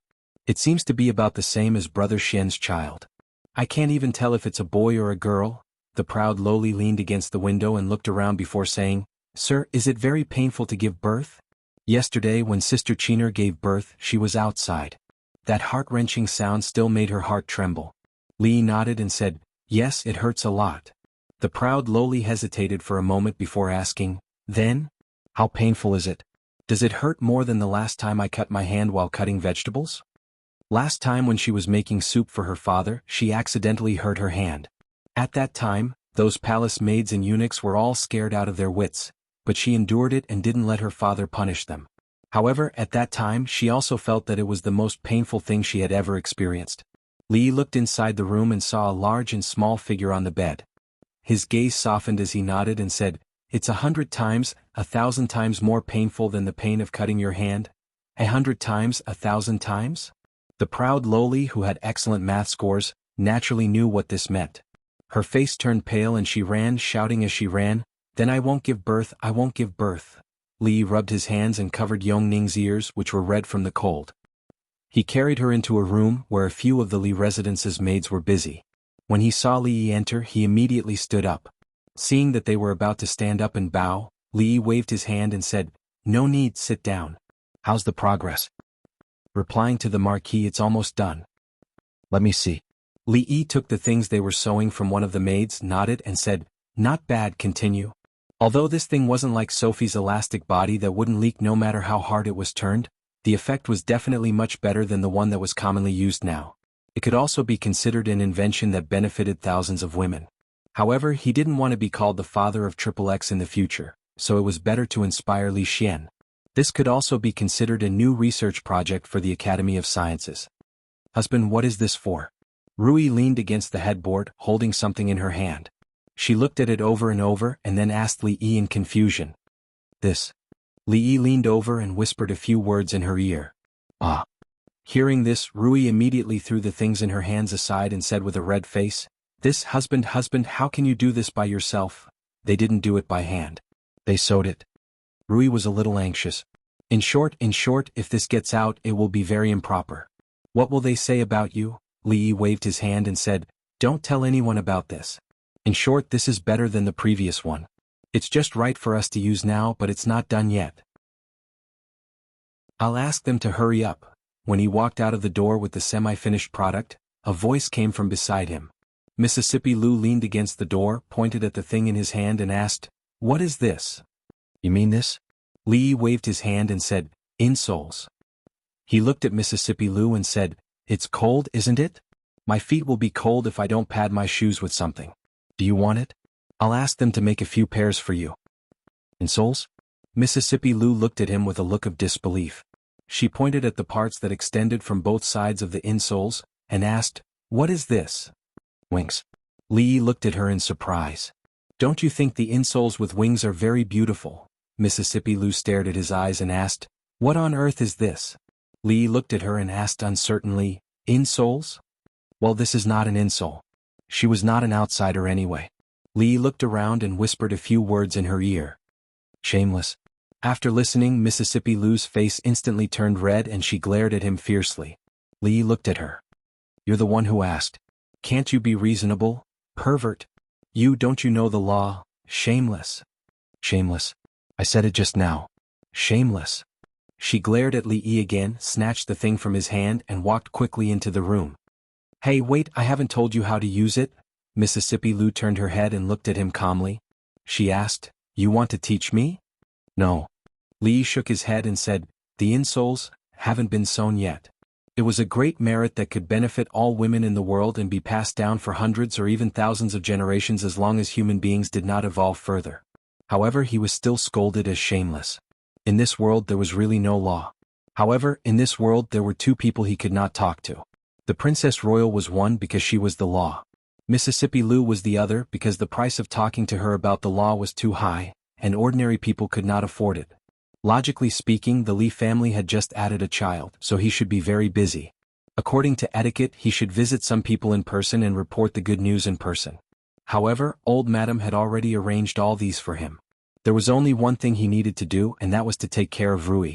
Although her physique was far better than ordinary women, this kind of care was not only physical, but also spiritual. In terms of postpartum recovery, soup was indispensable.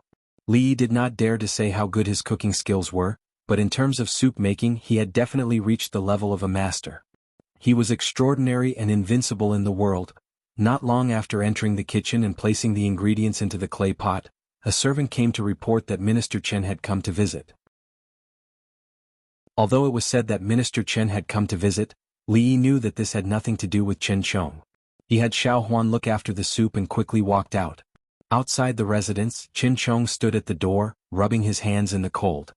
He did not forget to look back at the sedan and said, "Miao Yu, it's cold outside. Don't come down yet." Seeing Li Yi walk out, he reluctantly cupped his hands. County Marquis Li Yi quickly walked past Chen Chong. When third Miss Chen came down from the sedan, he softly said, "The ground is slippery, be careful." Then he frowned and looked back at Chen Chong. "How do you take care of people? It's such a cold day and you don't even prepare a fox fur coat. What are you thinking?" Chen Chong still maintained his cupped hands gesture. Behind him, a servant girl had already taken out a fox fur coat from the sedan and draped it over third Miss Chen. "It's so thin, can it keep out the cold? Can't you be more careful?" Li glared at him again, then turned his head and said with a smile, "Quickly go in, it's warm inside." Second master." Seeing second master still maintaining his cupped hands gesture, the Chen family servant could not help but remind him. Chen Chong closed his eyes and took a deep breath before opening them again. He calmly said, "Go in." Walking side by side with third Miss Chen, she asked softly, "There were too many people in the residence these past few days, so I did not come over. Is Rui well?" Li smiled and nodded. "Her body is recovering very well and the child is also very well." When she reached the door of the room, she paused and shook her head. "She just came from outside and is very cold. She can't stand these things the most right now. Let's sit in the greenhouse for a while before going over." Li thought for a moment, then nodded and said, "The greenhouse is just next door. This way please. Xiao Huan, bring some tea and pastries over." After staying in the greenhouse for 15 minutes, Li led her over again. After sending her into the room, he placed a hand on Chen Chong's shoulder. "What are you going in for? Don't you know any manners?" Chen Chong's face twitched. He was about to explode when a petite figure ran over from the other side. Chen Chong froze for a moment, then quickly retracted the anger on his face. He immediately bowed. This lowly official pays his respects to Princess Shaning. The proud Lolita ignored Chen Chong. Holding Li Yi's hand, she blinked pitifully and said, "Sir, can I only have one child in the future?" Chapter 825. What did the princess just say? After sending the proud Lolita off to play with Duan Wu and Yong Ning, Chen Chong finally couldn't help but turn his head and ask, "How would I know what to give birth to?" Li Yi calmly glanced at him. "How about I call the princess over and you ask her face to face?" Chen Chong naturally didn't dare to ask her face to face. He asked in confusion, "Then what did your highness just say? Only one?" Li Yi shook his head and said, "Perhaps she was talking about giving birth to a child?" Chen Chong disdainfully glanced at him. It was one thing to have an ambiguous relationship with the eldest princess, but how old was Princess Shaning? If he remembered correctly, Princess Shaning was only 14 years old. According to the current laws of the Jing Kingdom, she was not yet of age. No matter how much the emperor favored him, could he bear the crime of abducting the little princess? After entering the room and sitting down, Li did not say anything. Although Chen Chong was a person who did not know how to read people, and Li did not like him no matter how he looked at him, it was not a good idea to leave him here alone. When the third young mistress came out later and saw him here, she would not feel good either. Chen Chong knew that Li Yi was very dissatisfied with him, but they were under the eaves. Even if he was displeased, he could only endure it for the sake of his third sister. However, there was a limit to a person's patience. Even though this was a warm room, after a long time, the tea would turn cold and not taste good. The two of them were silent for a long time. The pastries that had been placed here had long been eaten by Li Yi alone. If he didn't even have tea to drink, he really didn't know what to do. The tea is cold, Qin Chong finally couldn't help but remind him. Li Yi glanced at him and said, herbal tea can clear away heat and relieve heat. It also has the effect of lowering internal heat. Official Qin seems to have quite a temper, so why don't you drink some more? Qin Chong took a deep breath and said, this official has been in a very good mood recently. I don't have any temper. Official Qin even has a pimple on his forehead. This is a sign of excessive internal heat. It's just that I've been sleeping a little late these past 2 days. Not only that, Lord Chen's eyes are bloodshot, and the corners of his mouth are rotting. These are all signs of excessive internal heat. I wonder if Lord Chen has been feeling thirsty and has been suffering from insomnia for the past few days. Qin Chong slammed his palm on the table. His eyes were bloodshot and his breathing was ragged. He bellowed angrily, this official said that there's no such thing. Alright, if Lord Chen says there isn't, then there isn't. Li Yi nodded and waved to a maid standing at the door. Go, bring another pot of herbal tea for Lord Chen. This Lord Chen really treated his kindness as ill intent. From his facial features, it was clear that he was suffering from excessive internal heat, but he still refused to admit that herbal tea was good for the body.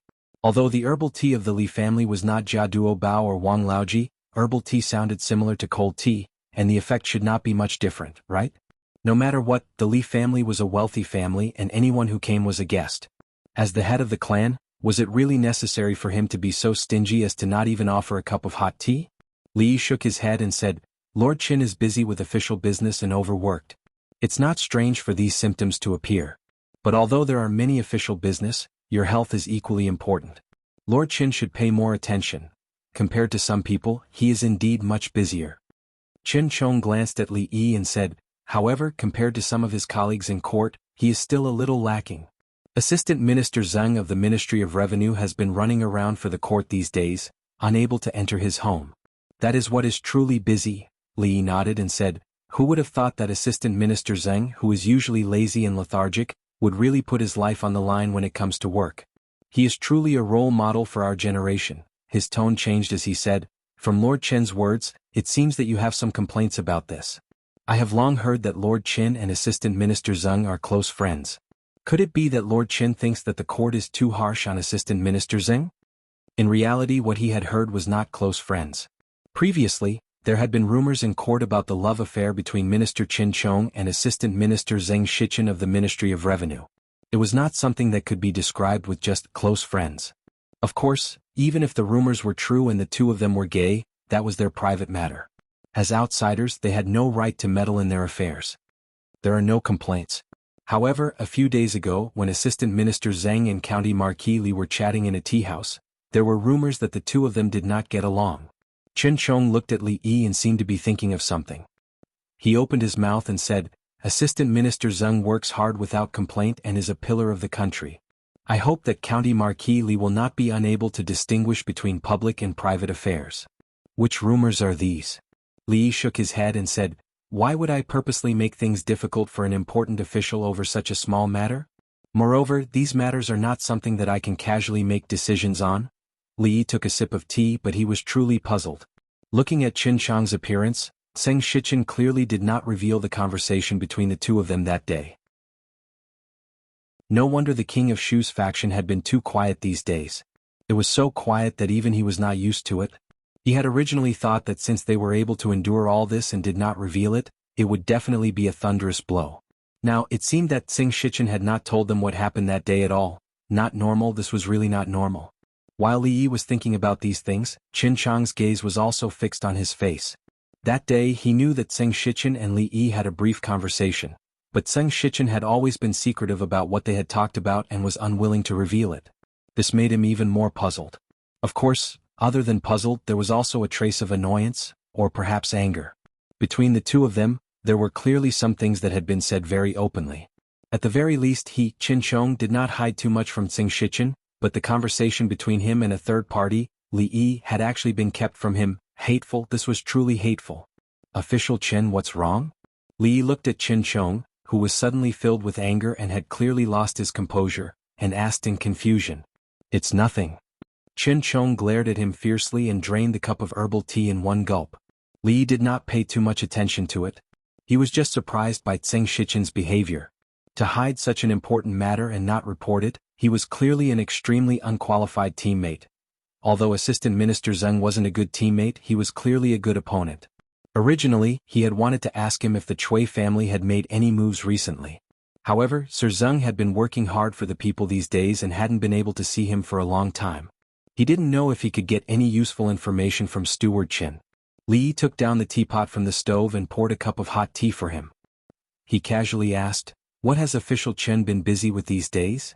Chen Chong held the teacup to warm his hands and also casually replied, "Nothing much, just thinking of a way to transfer His Highness the King of Shu back from Shuzhou. Capital Magistrate Dong Wenyun will soon be transferred to the Secretariat of Governmental Affairs. This position is extremely important and needs to be fought for. Also, Great Scholar Chu, who is known as the Scholar of the Jing Kingdom, has returned to the capital to give a lecture. The Chu family also needs to contact and recruit him." Li Yi really spat out a mouthful of tea. These two people were extremely important to the King of Shu's faction. Zheng Shichen knew about it but did not report it, and Qin Chong had casually leaked such important information to the enemy. Look, what kind of people the King of Shu and the Chui family had recruited. Under such circumstances, if they were allowed to succeed, where was the justice of the heavens? Where was the justice of the heavens? Chapter 826. Reality proved that hot tea seemed to be more effective at calming one's anger than cold tea. After a cup of hot tea, the anger on Chen Yizhang's face immediately subsided. Putting down the teacup, Qin Chong calmly looked at Li Yi and asked, "Then what has County Marquis Li been busy with these days?" For a moment, Li could not figure out why Qin Chong had revealed all that information. Was it because of the cold tea and hot tea that his brain had become muddled, or was he purposely giving out false information to disrupt his rhythm? Or was it because he had found his conscience and was heartbroken that he had decided to forsake the darkness for the light? As expected, after saying so much, he was still trying to get information from him. His intentions were extremely bad. Li Yi raised his teacup and smiled. What else could he be busy with? Busy for nothing. Chen Yizhang put down the teacup and took a deep breath. The anger that he had just suppressed seemed to be on the verge of erupting again. Seemingly feeling that the room was stuffy, Qin Chong stood up, pulled aside the heavy curtains by the door and stood in the corridor. The servants of the Li family had long since cleared away the snow. Although the weather had become increasingly cold, there had been no more snow. Other than some white on the eaves, there was very little snow anywhere else. Qin Chong's breath condensed into white mist in the air as he said with his back to Li Yi, "That night, Miaoyu wanted to come and take a look. She thought about it for several days and did not sleep much these past few nights, so she decided to come today." Li Yi looked at the black tiles on the eaves and slowly said, "Third Miss can come here whenever she wants. There is no need to pick a time. But this place is still surnamed Li." Qin Chong turned back to look at him, his eyes unfocused and his expression somewhat perplexed. "Li Yi, County Marquis Li, tell me, what should I do?" At this moment, Qin Chong was something that Li Yi had never seen before. He was ruthless and decisive. This was the impression that Li Yi had of Qin Chong. But at this moment he truly felt the other's perplexity and hesitation. Although he did not know what he was perplexed about, it was probably an extremely important matter. He could not answer this question. Not far away, the heavy curtain of the room was lifted, and the figure of Third Miss Chen walked out. Qin Chong looked back at Li Yi with a complicated gaze.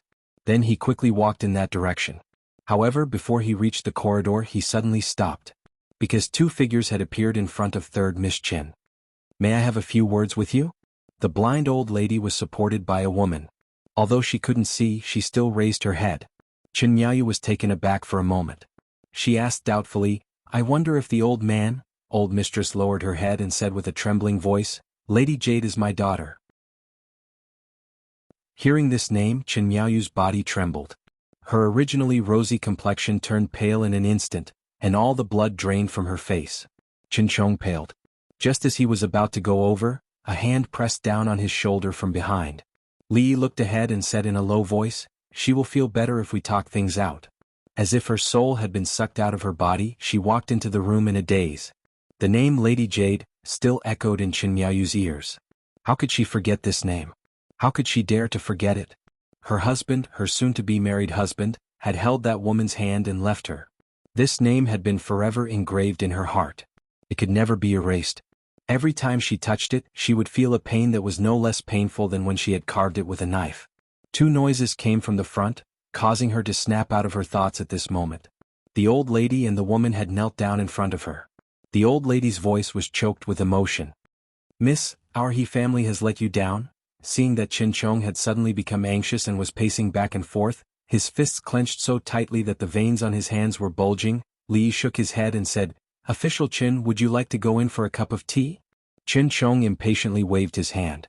Just as he was about to speak, he suddenly stopped and bowed. This lowly official pays his respects to the princess.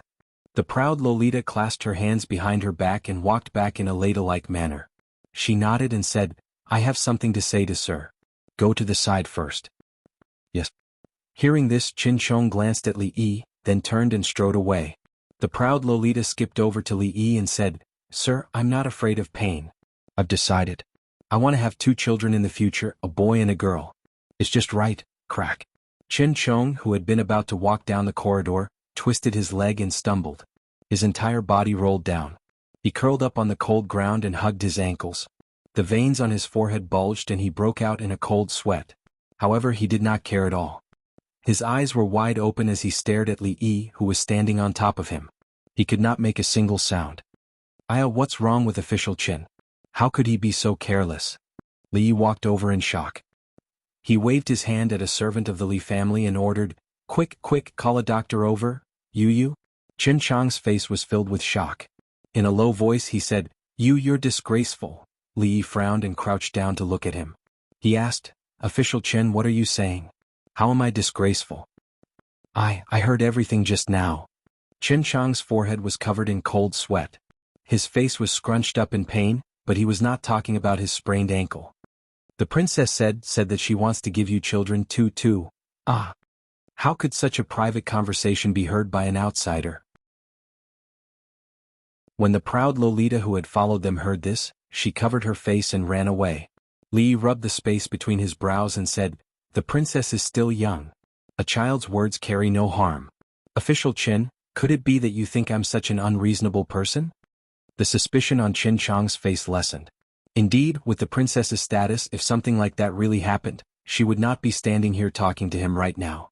Then, his face darkened and he said, "The princess's body is priceless.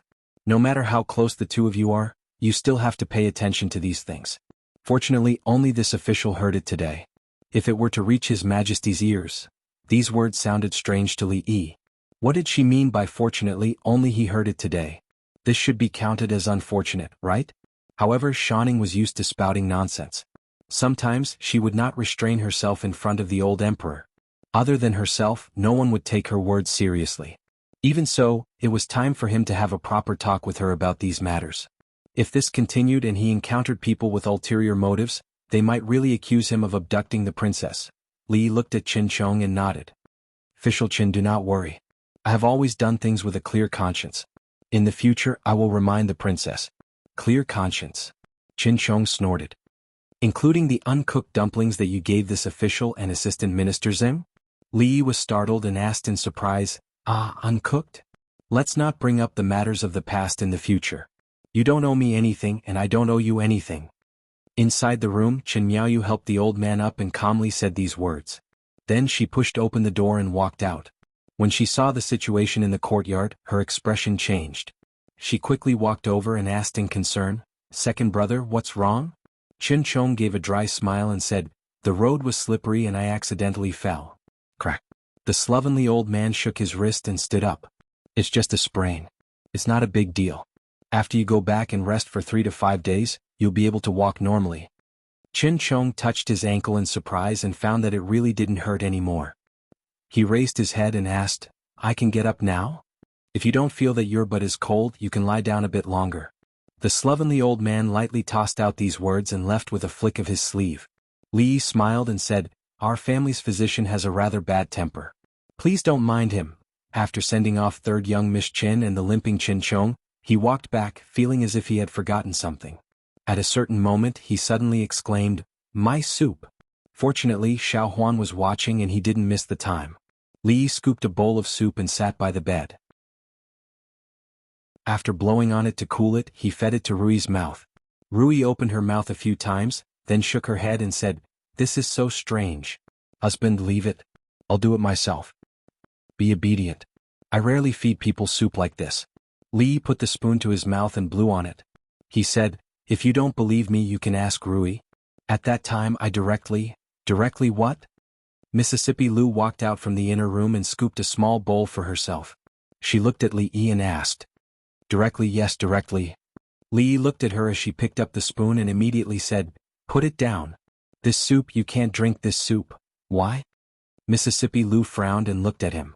He couldn't just directly tell her that the greatest effect of this soup was that it was good for breasts and that if she drank it, her breasts would swell. If that happened he would be labeled as a shameless hooligan. Li thought for a moment and said, this soup can only be drunk after having children. Otherwise. Anyway, when you have children in the future, I'll boil it for you. Xiao Huan had already taken a bowl and walked out from the inner room. When she heard the son-in-law say that he couldn't drink this soup before having children, she put the bowl down again. Then she seemed to have thought of something and asked in confusion, strange. If second young miss has children, why is son-in-law making soup? Chapter 8:27. Second miss had a child. Why did the son-in-law make soup? In the eyes of the little servant girl, this matter was very strange. But after she asked this question, everyone's expression became strange. The son-in-law even slapped her butt to stop her from talking nonsense. How was this nonsense? When second miss had a child in the future, things like making soup would naturally be done by her husband. How could it be the son-in-law? Unless, the little servant girl had already walked out of the door but suddenly stopped. Her pretty face showed a look of realization. Right, in this way the son-in-law was still the son-in-law, second miss was still second miss, and it was reasonable for the son-in-law to make soup for second Mississippi. She was originally worried that after second miss got married, she would not be able to see her often. If this was the case they would still be together in the future. Wouldn't there be nothing to worry about? Thinking of this, the little servant girl's big bright eyes could not help but become brighter. Because a problem that had troubled her for a long time seemed to have found a perfect solution. Li found that Xiao Huan had been talking more and more openly recently. She always mentioned the topic of making soup intentionally or unintentionally. Mississippi Lu would not blame her, but the way she looked at him was strange. Although he was open-minded, he could not help but feel guilty when she looked at him like this for a long time.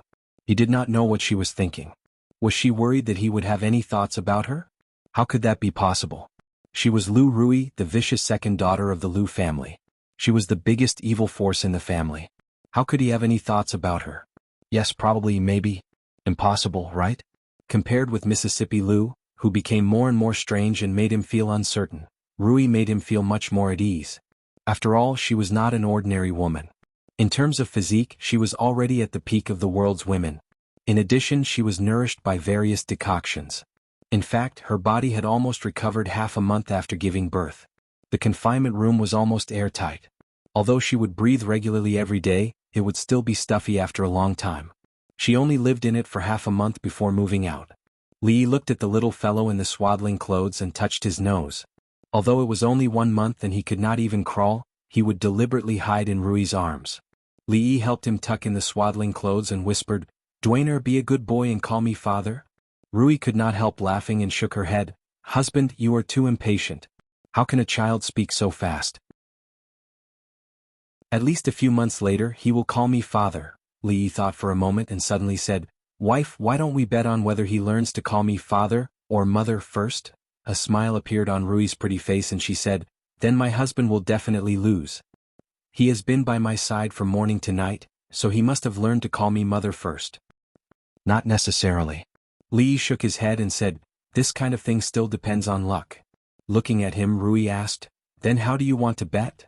Li thought for a moment and said, "How about the bet? The loser will agree to one condition of the winner." "Okay." Rui did not hesitate either. She looked at him and said, "Husband, you must keep your word." "I will be the judge, I will be the judge." Lolita rolled her eyes and said, "I will be the judge for Sir and Sister Rui." Li patted her head gently and said, "What are you doing? You need a referee to make a bet. Sir, you even let Yong Ning be the referee when we made a bet." The Tsundra Lolita kept shaking her head then said, "However, the referee can also participate in the bet." Li said helplessly, Okay. You can be the judge if you want." Rui smiled as she watched her run out. She looked down at the swaddling clothes and said in a small voice, Duaner has fallen asleep again. Li Yi took the little fellow from her arms and put him in the wooden crib. He turned back and said, "You've been holding him for 2 hours. You didn't sleep well last night. Let him sleep. You go rest for a while." Rui shook her head and said, "It's okay. I'm not tired. I will stay here and guard him. If he wakes up, there are maids watching here. They will call you when he wakes up." "It's okay." Li Yi shook his head and strode over. He carried her in his arms and walked out of the door. The 2 maids at the door lowered their heads. Rui blushed and whispered, "Husband, there are so many people watching." "So what if there are so many people watching? Can't I hold my own wife?" Li Yi shook his head and kicked open the door of the room next door. He put her on the bed and took off her shoes and coat. Finally he covered her with a quilt. Li Yi looked at her and whispered, "Sleep? He takes a long nap. He won't wake up for a while." Rui nodded slightly. Her eyelashes blinked a few times and she slowly closed her eyes. Li Yi gently closed the door and stood in the corridor looking outside. It was the beginning of the 12th lunar month. It had snowed last night but it was not thick. The old emperor's illness would relapse in winter. It was said that it had worsened these days and he had been bedridden for several days. It was close to the end of the year and the academy was closed. The old emperor was bedridden and needed to recuperate. He could not be disturbed. Yongning and Shanning had been staying here these days and only went back at night. Although the old emperor could only live in the warm room, he only needed to endure for another month.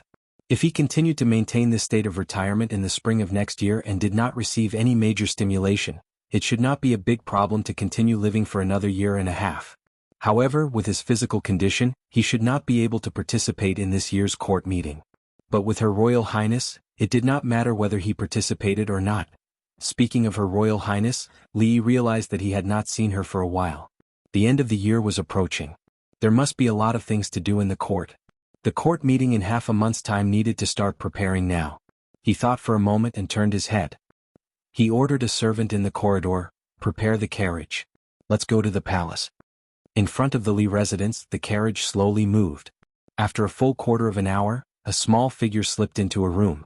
The proud Lolita looked at the sleeping child in the stroller and whispered in a voice that only she could hear, "Duaner, you have to call Xiaonyang first." Outside the Li residence, a carriage came from a distance and finally stopped. Inside the carriage, Xiao Chui clenched her fists. She turned her head and asked worriedly, "Miss, are we really going in? How about we tell Li first?" "No need, we are not here to see him." Zheng Zumo shook her head. She grabbed the hem of her clothes with both hands.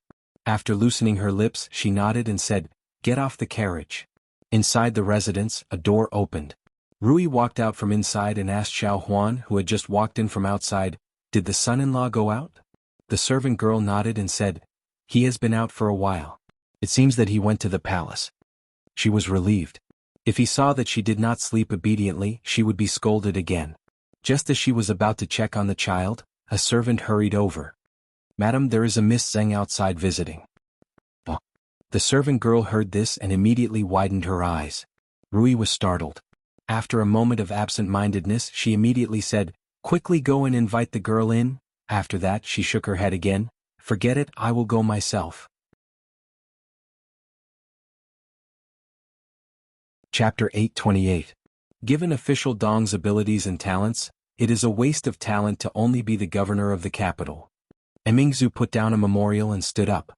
"I have talked to father. We plan to transfer him to the Hall of Governmental Affairs after the new year. According to father, it seems that he wants official Dong to take over Prime Minister Shin's position." The governor of the capital, Dong Wenyun. Li Yi had known him since he was at Qing and Fu. Of course, at that time he did not know that he was Prime Minister Shin's son-in-law. It sounded normal for a son-in-law to take over his father-in-law's position, but the Shin family still had a high-ranking official in court. Who knew if the brother-in-law and brother-in-law would fight over the position of Prime Minister? Of course, this was the Shin family's business. He did not worry about it. Speaking of this matter, Li Yi looked at her and asked, "The position of the capital governor is very important. After official Dong is transferred, who do you plan on letting take over?" Emingzu casually picked up a memorial from the table and said, "This is the candidate submitted by the Minister of Governmental Affairs. Actually, the most suitable person for this position is the governor of the capital, Lu Dayo. He is suitable to be a parent official, but he can only be a parent official. After reaching the position of capital governor, there is no need to go any higher. Going lower would be a waste of talent. Emingzu said and then shook her head. However, his qualifications are still shallow. If we forcefully promote him, it will inevitably cause criticism. We can only wait until later to consider it. The Chui family, the Qin family, the Han family. Li Yi looked at the memorial and said, they really know how to pick people. It looks like they are determined to get this position. He had heard Qin Chong mention that the Chui family was determined to get the position of capital governor. Among these nominees, almost all of them were officials in the King of Shu's faction. No matter how they chose, they could not avoid it. Emingzu walked over and said slowly, Assistant Minister of Revenue, Tseng Shichen. This person is very capable. If we really had to choose from these people, only he can take on this heavy responsibility. Not to mention that she was only a temporary representative of the court, even a real emperor would have to ask his subordinates to select some important officials before choosing one of them. If they ignored the opinions of the officials and stubbornly acted on their own, the court would be in chaos. Of course, she was different from her father. Her father could make an exception to promote someone, but she did not have the right to do so. Although Tseng Shichen's name was at the end of the list, after some consideration she still felt that if she had to choose one of these people, Tseng Shichen was the most suitable one. It doesn't make sense to be promoted from the assistant minister of the Ministry of Revenue to the capital governor. Li Yi shook his head. In order to make up the numbers, the King of Shu's faction was really willing to report anyone and everyone. Tseng Shichen was in the Ministry of Revenue, and he was likely to take over the position of Minister of Revenue in the future. Wasn't that much better than being the capital governor? Although Minister Qin was in the prime, Tseng minister's position, it was a lot. Governor's position, Tseng was of minister. Li Yi continued, moreover, although Tseng Shichen is capable, he is too lazy. He leaves early every day. How can he be a qualified governor? Old Zheng was different from the Qin and Chui families. This was a muddy water. In order to prevent trouble in the future, it was better to let him be the assistant minister of revenue. Emingzu looked at him in surprise. Do you really have a prejudice against Tseng Shichen? It is just a matter of fact. Li Yi shook his head. Even if Tseng Shichen was here, I would still dare to say this. Your Highness, Assistant Minister Zheng has entered the palace to report. He is waiting outside. A eunuch walked in and bowed. Emingzu looked at Li Yi and said, let him in. Tseng Shichen must have just returned to the capital. He had not gone home to change and looked travel-worn. He handed over a memorial with both hands and said, your subject has been ordered to supervise the taxation of the Beijing-Hebei region. This is the detailed report. Your Highness, please have a look. When the eunuch took the booklet and handed it over, he raised his head and looked at Li Yi vaguely, then stood still on the spot. Emingzu looked through it carefully and nodded. Very good. You have worked hard. This is my duty. Tseng Shichen bowed again. Your Highness, if there is nothing else, I will take my leave. After Tseng Shichen left, Emingzu came over with the list and asked, then who do you think should take this position? Li Yi looked around and thought for a moment. He said, let's do as you say. Among these people, Tseng Shichen's status was special. Those on the King of Shu's side would definitely not think that the eldest princess would push the current assistant minister of revenue to the position of capital governor. Thus, he was purely here to fill in the numbers. In this way, their arrangements and plans could be disrupted. It would also be beneficial for their future actions. After all, Lord Tseng was a good opponent that could only be found by chance. Thinking of the things that Qin Chong had mentioned, he casually asked, oh yes, there's one more thing. Are you familiar with great scholar Chu? Emingzu suddenly raised her head and looked at him. She said in surprise, Grand Tutor Chu? Li Yi shook his head. What Grand Tutor? I don't know. Qin Chong said he was some Wunshin of the Jing Kingdom. Emingzu looked at him nervously and asked, Grand Tutor Chu has just returned to the capital. What's wrong? You met him? Did you have any conflicts? I've only heard of him once. I haven't even met him. How can there be any conflicts? Li Yi looked at her in surprise. Do I look like someone who gets into conflicts so easily? Grand Tutor Chu was once Imperial Father's teacher. Even Prime Minister Qin and Prime Minister Shen have received his teachings. He was once in charge of the Imperial College and the Hongwen Library. All of the nobles in the capital and nearly half of the officials in the court can be considered his students. Grand Tutor Chu is someone that all the scholars in the world look up to. Emingzu looked at him and said seriously, if you meet him, you'd better be respectful. If something really happens, even Imperial Father won't be able to protect you. Don't worry. Why would I provoke him? I'm worried that he'll blackmail me. Li shook his head and waved his hand in farewell. Continue with your work. I'm leaving. Remember, the Chu family is not to be provoked, Emingzu reminded him worriedly. Li waved his hand casually. I know. I won't provoke them for no reason. When he walked out, he was still a little confused and depressed. Why hadn't he heard of this Grand Tutor Chu before? According to Her Royal Highness, this old man had extremely high prestige and influence in both the court and the court. Her Royal Highness might not be able to compare with him. If such a person was recruited by the King of Shu, wouldn't their previous efforts be in vain? When Li Yi walked out of the palace gate, Zheng Shichen's figure was still walking slowly in front of him. Hearing the voice behind him, Zheng Shichen turned around and cupped his hands. I have to thank County Marquis Li, Li Yi asked in surprise. Why are you thanking me? Zheng Shichen looked at him and said, if it weren't for County Marquis Li, I wouldn't have to run around these days. I would have a more relaxed life. You're welcome. It's what I should do. Li Yi waved his hand and said, a pillar of the country like Lord Zheng should work hard for the country. Her Royal Highness just said that Lord Zheng is outstanding and does a good job. It's reasonable for you to work hard. Zheng Shichen raised his eyebrows. County Marquis Li, you must put in a good word for me in front of Her Royal Highness, right? Of course. Li nodded and then waved his hand. It's what I should do. Lord Zheng, you don't have to thank me. The two walked side by side. After walking out of the palace gate, Li Yi turned around and asked, last time in the tea house I heard Lord Zheng talk about the Eastern Palace, but I haven't asked for your opinion yet. Zheng Shichen looked at him, his eyes focused, and then he smiled and said, I think that Lord Li is right. This is a matter of the royal family, and it should be decided by His Majesty alone. We, the foreign officials, should not worry about it. Li Yi nodded, looked at him and said solemnly, I'm afraid Lord Zheng should be prepared to take on more important tasks. Zheng Shichen was stunned and a trace of doubt appeared on his face. What do you mean, County Marquis Li? Li Yi waved his hand and turned to leave. You'll know in the future.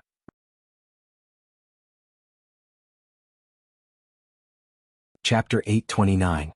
Outside the door, the two maids clenched their fists tightly. They looked at each other and then pressed their ears to the door. Both of them had the urge to rush in if something went wrong. The atmosphere inside the room was much more harmonious. Zheng Zumo looked at the child in the swaddling clothes and smiled. This child really looks like Madame Li. Rui still had a smile on her face. She looked down and said, he looks more like my husband. Zheng Zumo looked down and saw the little fellow in her arms looking around. She said, his eyes are like Madame Li's and his nose is like his. Rui looked at her and suddenly reached out and asked, would you like to hold him? Zheng Zumo was startled and then said in disbelief, can I? Of course. Rui handed the swaddling clothes over with a smile. Zheng Zumo carefully took it. The little fellow stared at her and then raised his hand with difficulty to touch the butterfly embroidered on her chest.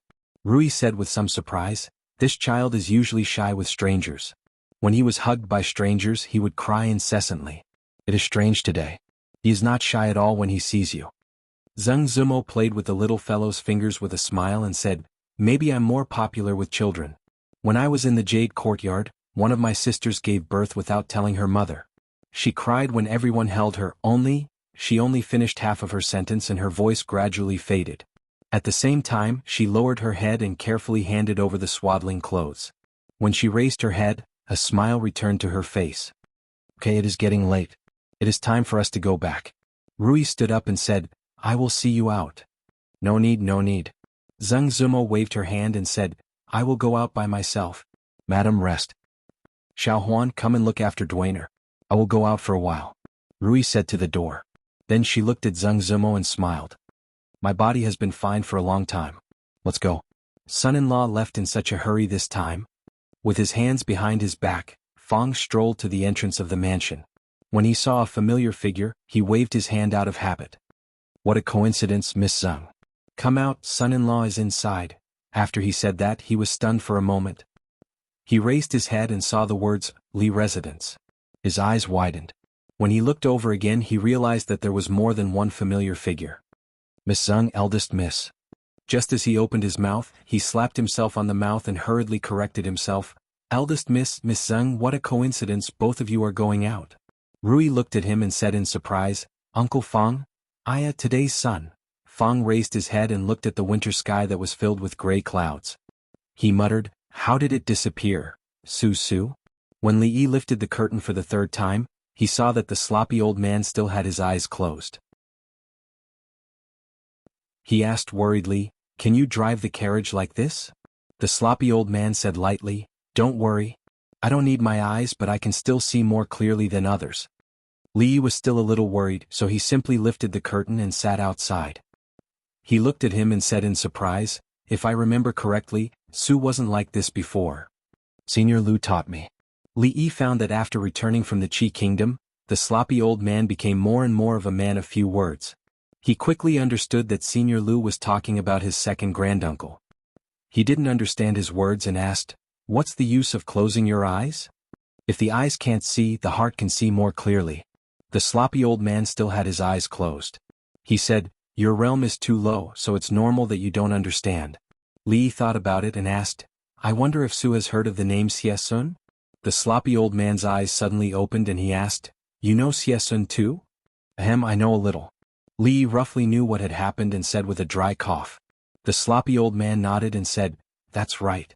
Although Xie Sun is a martial arts senior from 100 years ago, Senior Lu might have mentioned him to you before?" Li Yi nodded and asked, "Does Su know how the golden-haired Lion King Xie Sun became blind?" "I don't know.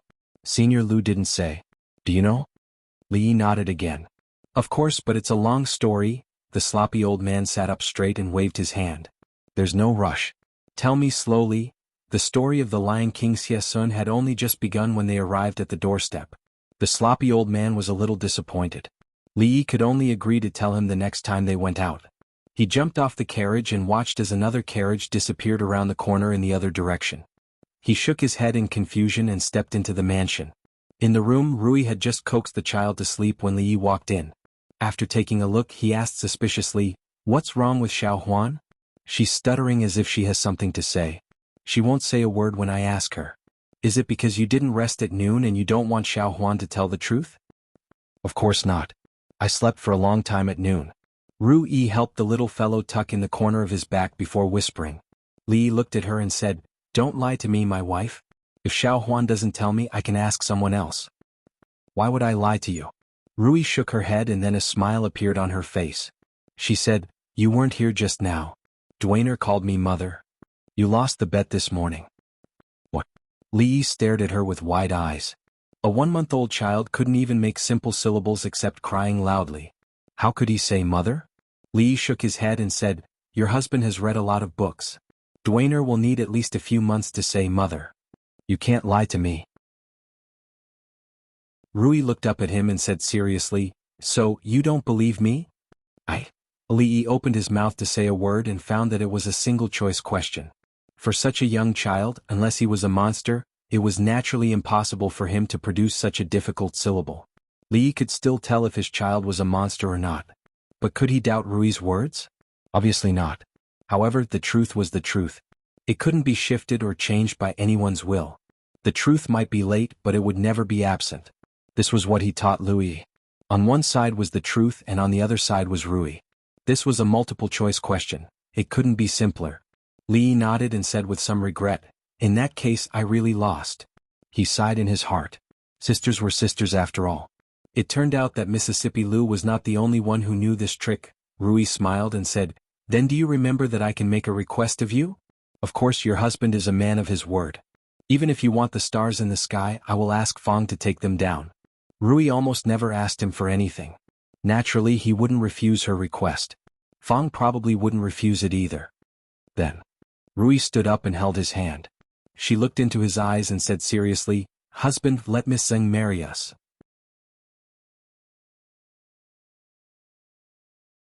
Chapter 830. Li had to admit that after Rui said this, his heart skipped a beat. More than a beat. "I said, let Sister Zheng marry into our family." Rui looked at him and repeated. Li suddenly didn't know where to put his hands. It didn't seem right to put them outside. It didn't seem right to put them in his sleeves. It didn't seem right either. Put them in his pockets. There were no pockets. Rui took his hand and sat down by the bed. She said, "Sister Zheng came just now." Only then did Li remember the carriage he saw at the gate of the mansion just now. His heart tightened again and he asked casually, "What did you talk about?" "Just chatting casually. She came to see me and Dwayner, and she even brought the little shoes she made herself. Miss Zheng's needlework is better than mine. Duaner also likes her very much. Rui smiled and looked at Li Yi. Sister Zheng is really good. I can see that she likes husband as much as I do. Li Yi looked at her. This kind of joke, others might make, but Rui would never make it, let alone a second time. Wife. Li Yi opened his mouth but was interrupted by her. Rui held his hand with a smile on her face. She asked, Does husband like Sister Zheng? Yes. Li Yi nodded. This was the only answer he could make at this moment. I'm sorry, Sister Zheng.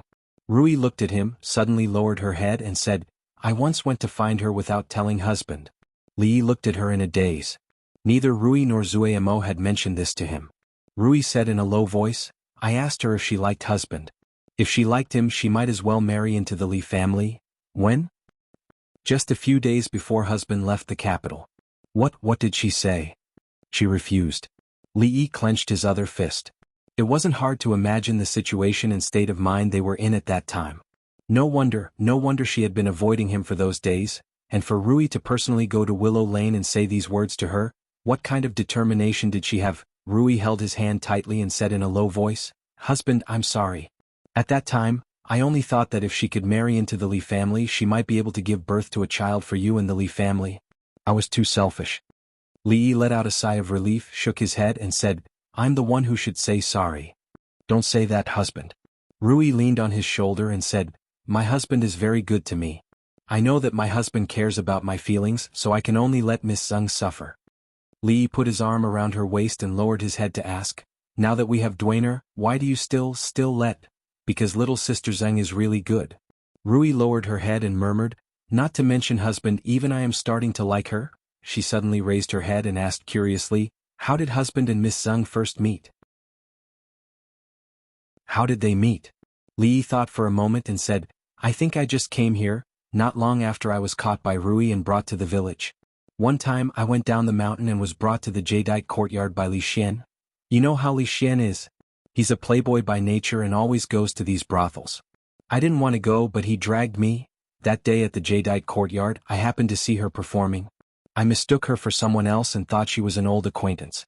I lost my composure and interrupted her performance and was called a lecher. Old acquaintance?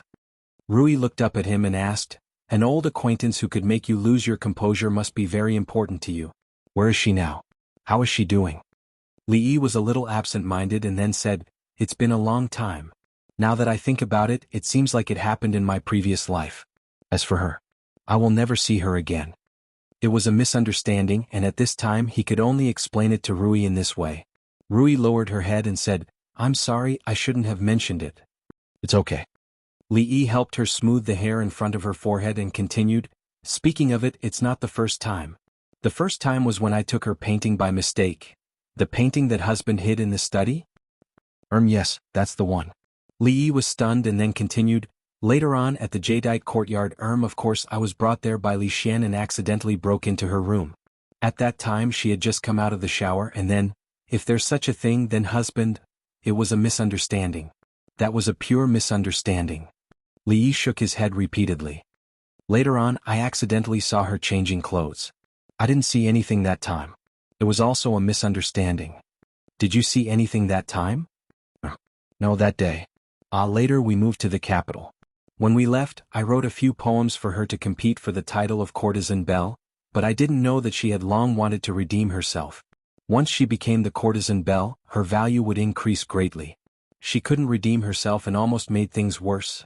There were more than a dozen of them. More than a dozen? Maybe I remembered it wrong. Later on she came to the capital and helped in the brothel and then helped in the clothing store. For a period of time, some people in the capital targeted me, which affected her a lot. She was almost wronged and imprisoned. Rui blinked and asked, Then you fell in love with her after a long time? No. Li Yi shook his head and said, It hasn't reached that stage yet. Then has it reached that stage yet? Except for those few accidents, they actually didn't even hold hands. Li Yi shook his head and frankly told the truth. Husband, you can make the decision on this matter. Rui lowered her head and held his hand tightly. She bit her lower lip and said slowly, That's all I can do. Li Yi didn't say anything. He just held her tightly with his other arm. After that, there was no sound coming from the room. When the little fellow woke up, Rui went to coax her. He played with her for a while. When he stepped out of the room, he heard the voice behind him again. "Husband, I have a question." Rui's voice was soft. "If I and Sister Zheng fell into the water at the same time, who would you save first?" Bang. When Li Yi stepped out of the door, he tripped heavily and flew straight down the corridor. Fortunately, he reacted quickly and only fell awkwardly when he landed. He was not as miserable as Chen Zhongzhong. Fang stood in the courtyard and looked at this scene in a daze. Then he walked over and sighed, saying, "Young master, think about it. There are no obstacles in life that can't be overcome." Li Yi tidied up his clothes and looked at him in surprise. He asked, "What are you talking about?" Fang patted him on the shoulder, sighed again and said, "Eldest miss will beat and scold you. Just bear with it and it will be over. Don't fight back or you will be beaten even worse." Li Yi frowned and looked at him. "What are you trying to say?" Fang had a puzzled expression on his face and asked, "You've been inside for so long. Didn't eldest miss say anything?" "She did." Li Yi looked at him and said, "Rui asked me to marry Zumo." Strange. Looking at Fang, who was suddenly stunned, Li Yi shook his head and turned to leave. Marry her?" Old Fang turned around and stared blankly at the disappearing figure before he shook his head in disbelief. "There's no justice."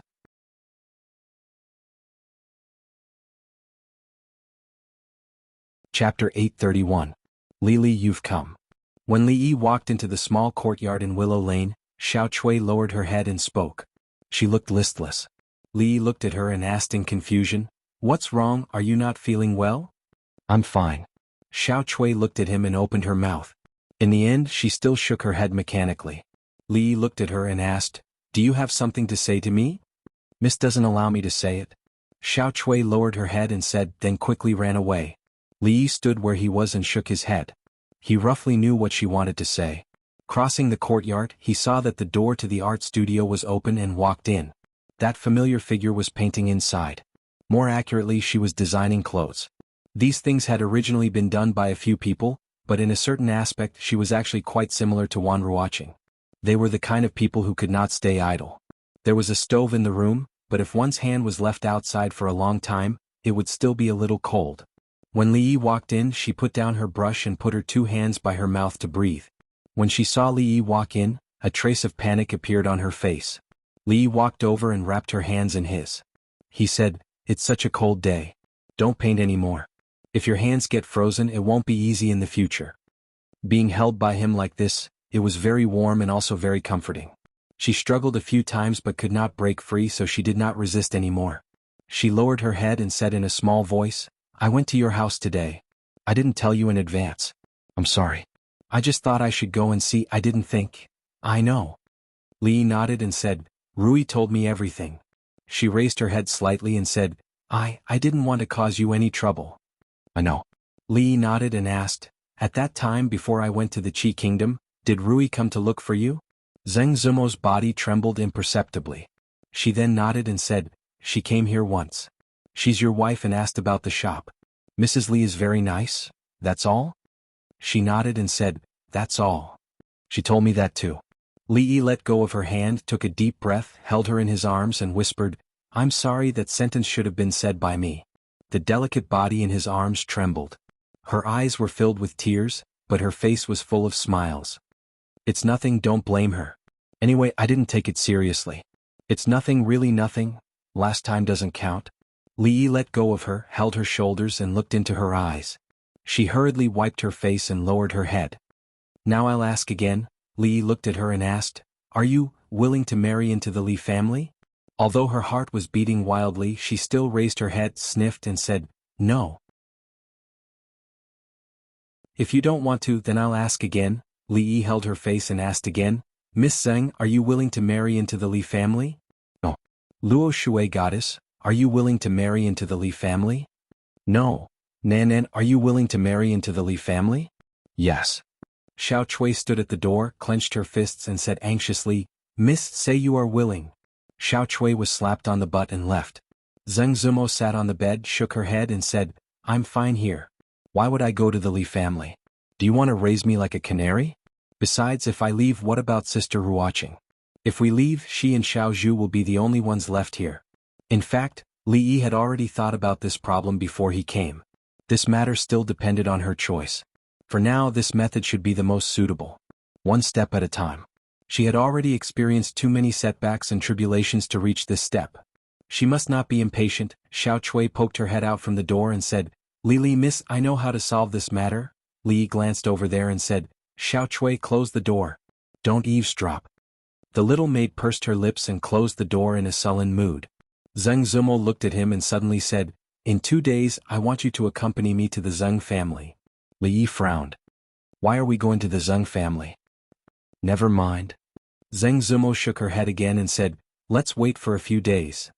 No need to wait. We'll go in 2 days. Li shook his head and said, Since it is Nanan's matter, even if it is a mountain of swords and a sea of flames, I have to go. Even if the Zheng family is a dragon's den, I have to go. Don't be serious. Zheng Zumo rolled her eyes at him and said, What mountain of swords and sea of flames? I just want to take over my parents' memorial tablets. Last time I went with Sister Ruoqing. She stopped abruptly at this point. Li frowned and asked, You two went before. Didn't the Zheng family give it to you? Zheng Zumo nodded and said, That was at the beginning of the year. Li patted her hand and said, Don't worry, Master Zheng is a sensible person. He will give it to you. Not because of him. Zheng Zumo shook her head and said, Let's talk about this in a few days. Li nodded and thought of something. He suddenly asked, Let me ask you a question. If Master Zheng and I fell into the water at the same time and you could only save one, who would you save? Zheng Zumo shook her head and said, I don't know how to swim, so. She thought for a moment and seemed to have thought of something. She looked at Li Yi and asked, If it was me and Madame Li who fell into the water, who would you save? Li Yi's expression froze. Don't talk too much, don't talk too much. The more you talk, the more mistakes you make. This was an unchanging truth. Seeing the eyes of the Luo Shui goddess, Li Yi thought for a moment and said, Don't worry, Rui will save you. Her martial arts are very high and she can fly by stepping on water. She said this morning that she likes you, so she won't leave you in the lurch. In the carriage, Old Fang couldn't help but ask, Son-in-law, was what you said this morning true? Old Fang couldn't help but feel puzzled. Li glanced at him and asked, What is it? Do you have any thoughts? No. Fang shook his head and said, What thoughts can I have? They didn't speak along the way. When Fang returned home and sat at the table, he saw his wife coming out of the kitchen with a tray.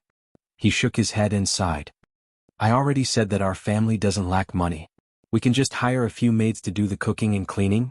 The reason for hiring maids wasn't just to clean. They had been eating plain food for decades. Even if they had to change it every 2 days. So what if you have money? You can do whatever you want just because you have money. You might have forgotten the hard times you had in the past, but I haven't. You even hired maids. Mrs. Fang reprimanded him a few times. Then, as if she had thought of something, her brows immediately furrowed. Hired maids? You even hired a few? Tell me, did you have some devious thoughts again? Okay, no more.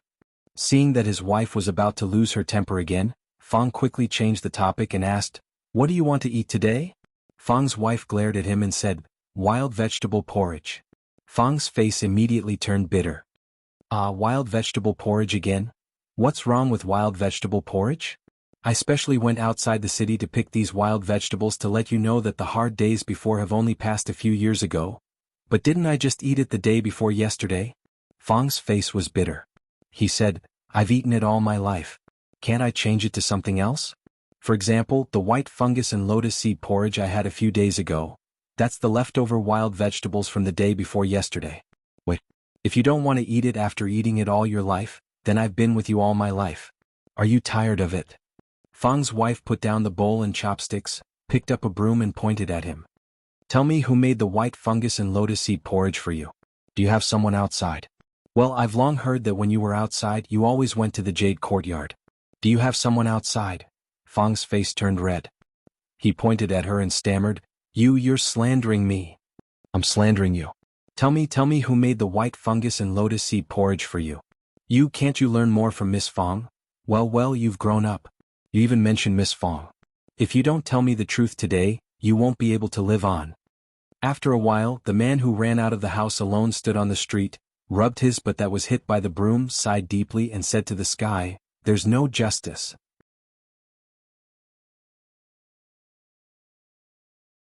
Chapter 832. As the end of the year approached, the festive atmosphere in the capital grew stronger. In the Li Manor, the festive atmosphere had not dissipated since the birth of the young master. Today the manor was especially lively. Li Xian's heir's wife brought the little princess to visit. Rui did not have many friends in Jingdo, so the heir's wife was one of the few people she could talk to. Furthermore, she was pregnant at the same time, and the two children were born only a few hours apart. Imperceptibly, there was an additional layer of intimacy between them. The two of them were talking in the room. The two children were hugged by their respective mothers. They looked at each other and stared at each other. In another hall, Li Xian was not convinced and said, "Why not? You have to give me a reason, right?" I said no means no. You don't have to experiment. This method won't work. Just give up. Li Yi waved his hand and said without hesitation.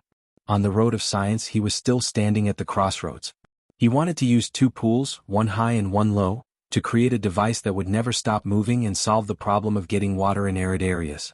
Even if he became the emperor and could change the laws of the Jing kingdom, he could not change the law of conservation of energy, not to mention that he was only a small crown prince. Li Xian said firmly, "I still think this method is feasible. Brother Shen and I have the same idea. Just wait and see. You'll know when the time comes." Li Yi shook his head and said, "There's no need to go through so much trouble. You might as well find a donkey and hang a handful of fresh grass next to its mouth. It won't be able to eat it no matter what. This way it will keep walking forward. You can put that thing on the donkey and let it run in circles. That way it can pump water from a low place to a high place." Li Xian's face showed a thoughtful expression. His eyes grew brighter and brighter. At a certain moment, he suddenly slapped his thigh and said, "Why didn't I think of this method?" Li Yi waved his hand and said, "All right, you can go find your brother Shen and think about it. I have something to say to Emingzu." Li Xian shook his head, sat down and said, "It's quite cold outside. You guys talk. I'll stay here and think. I won't disturb you." Li Yi looked at him without saying a word. Li Xian looked at him and finally thought of something. He stood up and nodded. I understand. It's not safe here. Tell me, I'll go out and keep a lookout for you." Therefore it was very reliable to have such a friend. At critical times he could betray them and keep a lookout. With such a friend, what more could he ask for? Li Yi sat down at the table and poured a cup of tea for the two of them.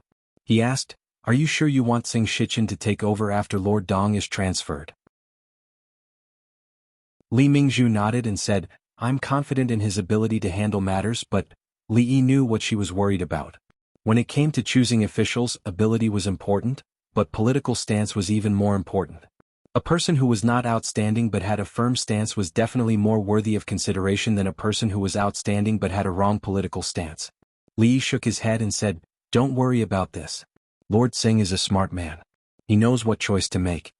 He had already tested Xing Shichen several times. For such a person, some things didn't need to be said clearly. A look or a casual word could reach some kind of tacit understanding. Taking 10,000 steps back, since Xing Shichen could help him sit in this position, he could also ask him to step down. As for the specifics, he would have to wait and see. Oh yes, the Spring Festival is approaching. The Grand Court Conference is coming soon. In another half a month, it will be the Lantern Festival again. A few days ago, the Chui family united with the officials to petition for the King of Shu to be transferred back. What did His Majesty say? Thinking of another matter, Li Yi turned to look at her and asked. Falsification, creating momentum among the people, inciting public opinion. Emingzi shook her head and said, "What he did was no different from rebellion. How could father forgive him so easily?" He had already ordered the two prime ministers that if they encountered such a petition again, they would directly strike it down. All of His Majesty's children are smarter than the other. How could the King of Shu? A trace of doubt appeared on Li Yi's face. He asked with some surprise, "Do you think there is a possibility?" Emingzu covered his mouth and said with a frown, "Is this something we can talk about?" Li Yi moved her hand away and said innocently, "I just want to ask if the King of Shu had a fever when he was young and damaged his brain." Speaking of the King of Shu, a trace of doubt appeared on Mingzhu's face. Even though he is usually a little reckless, it is impossible for him to be so reckless and choose such an opportunity.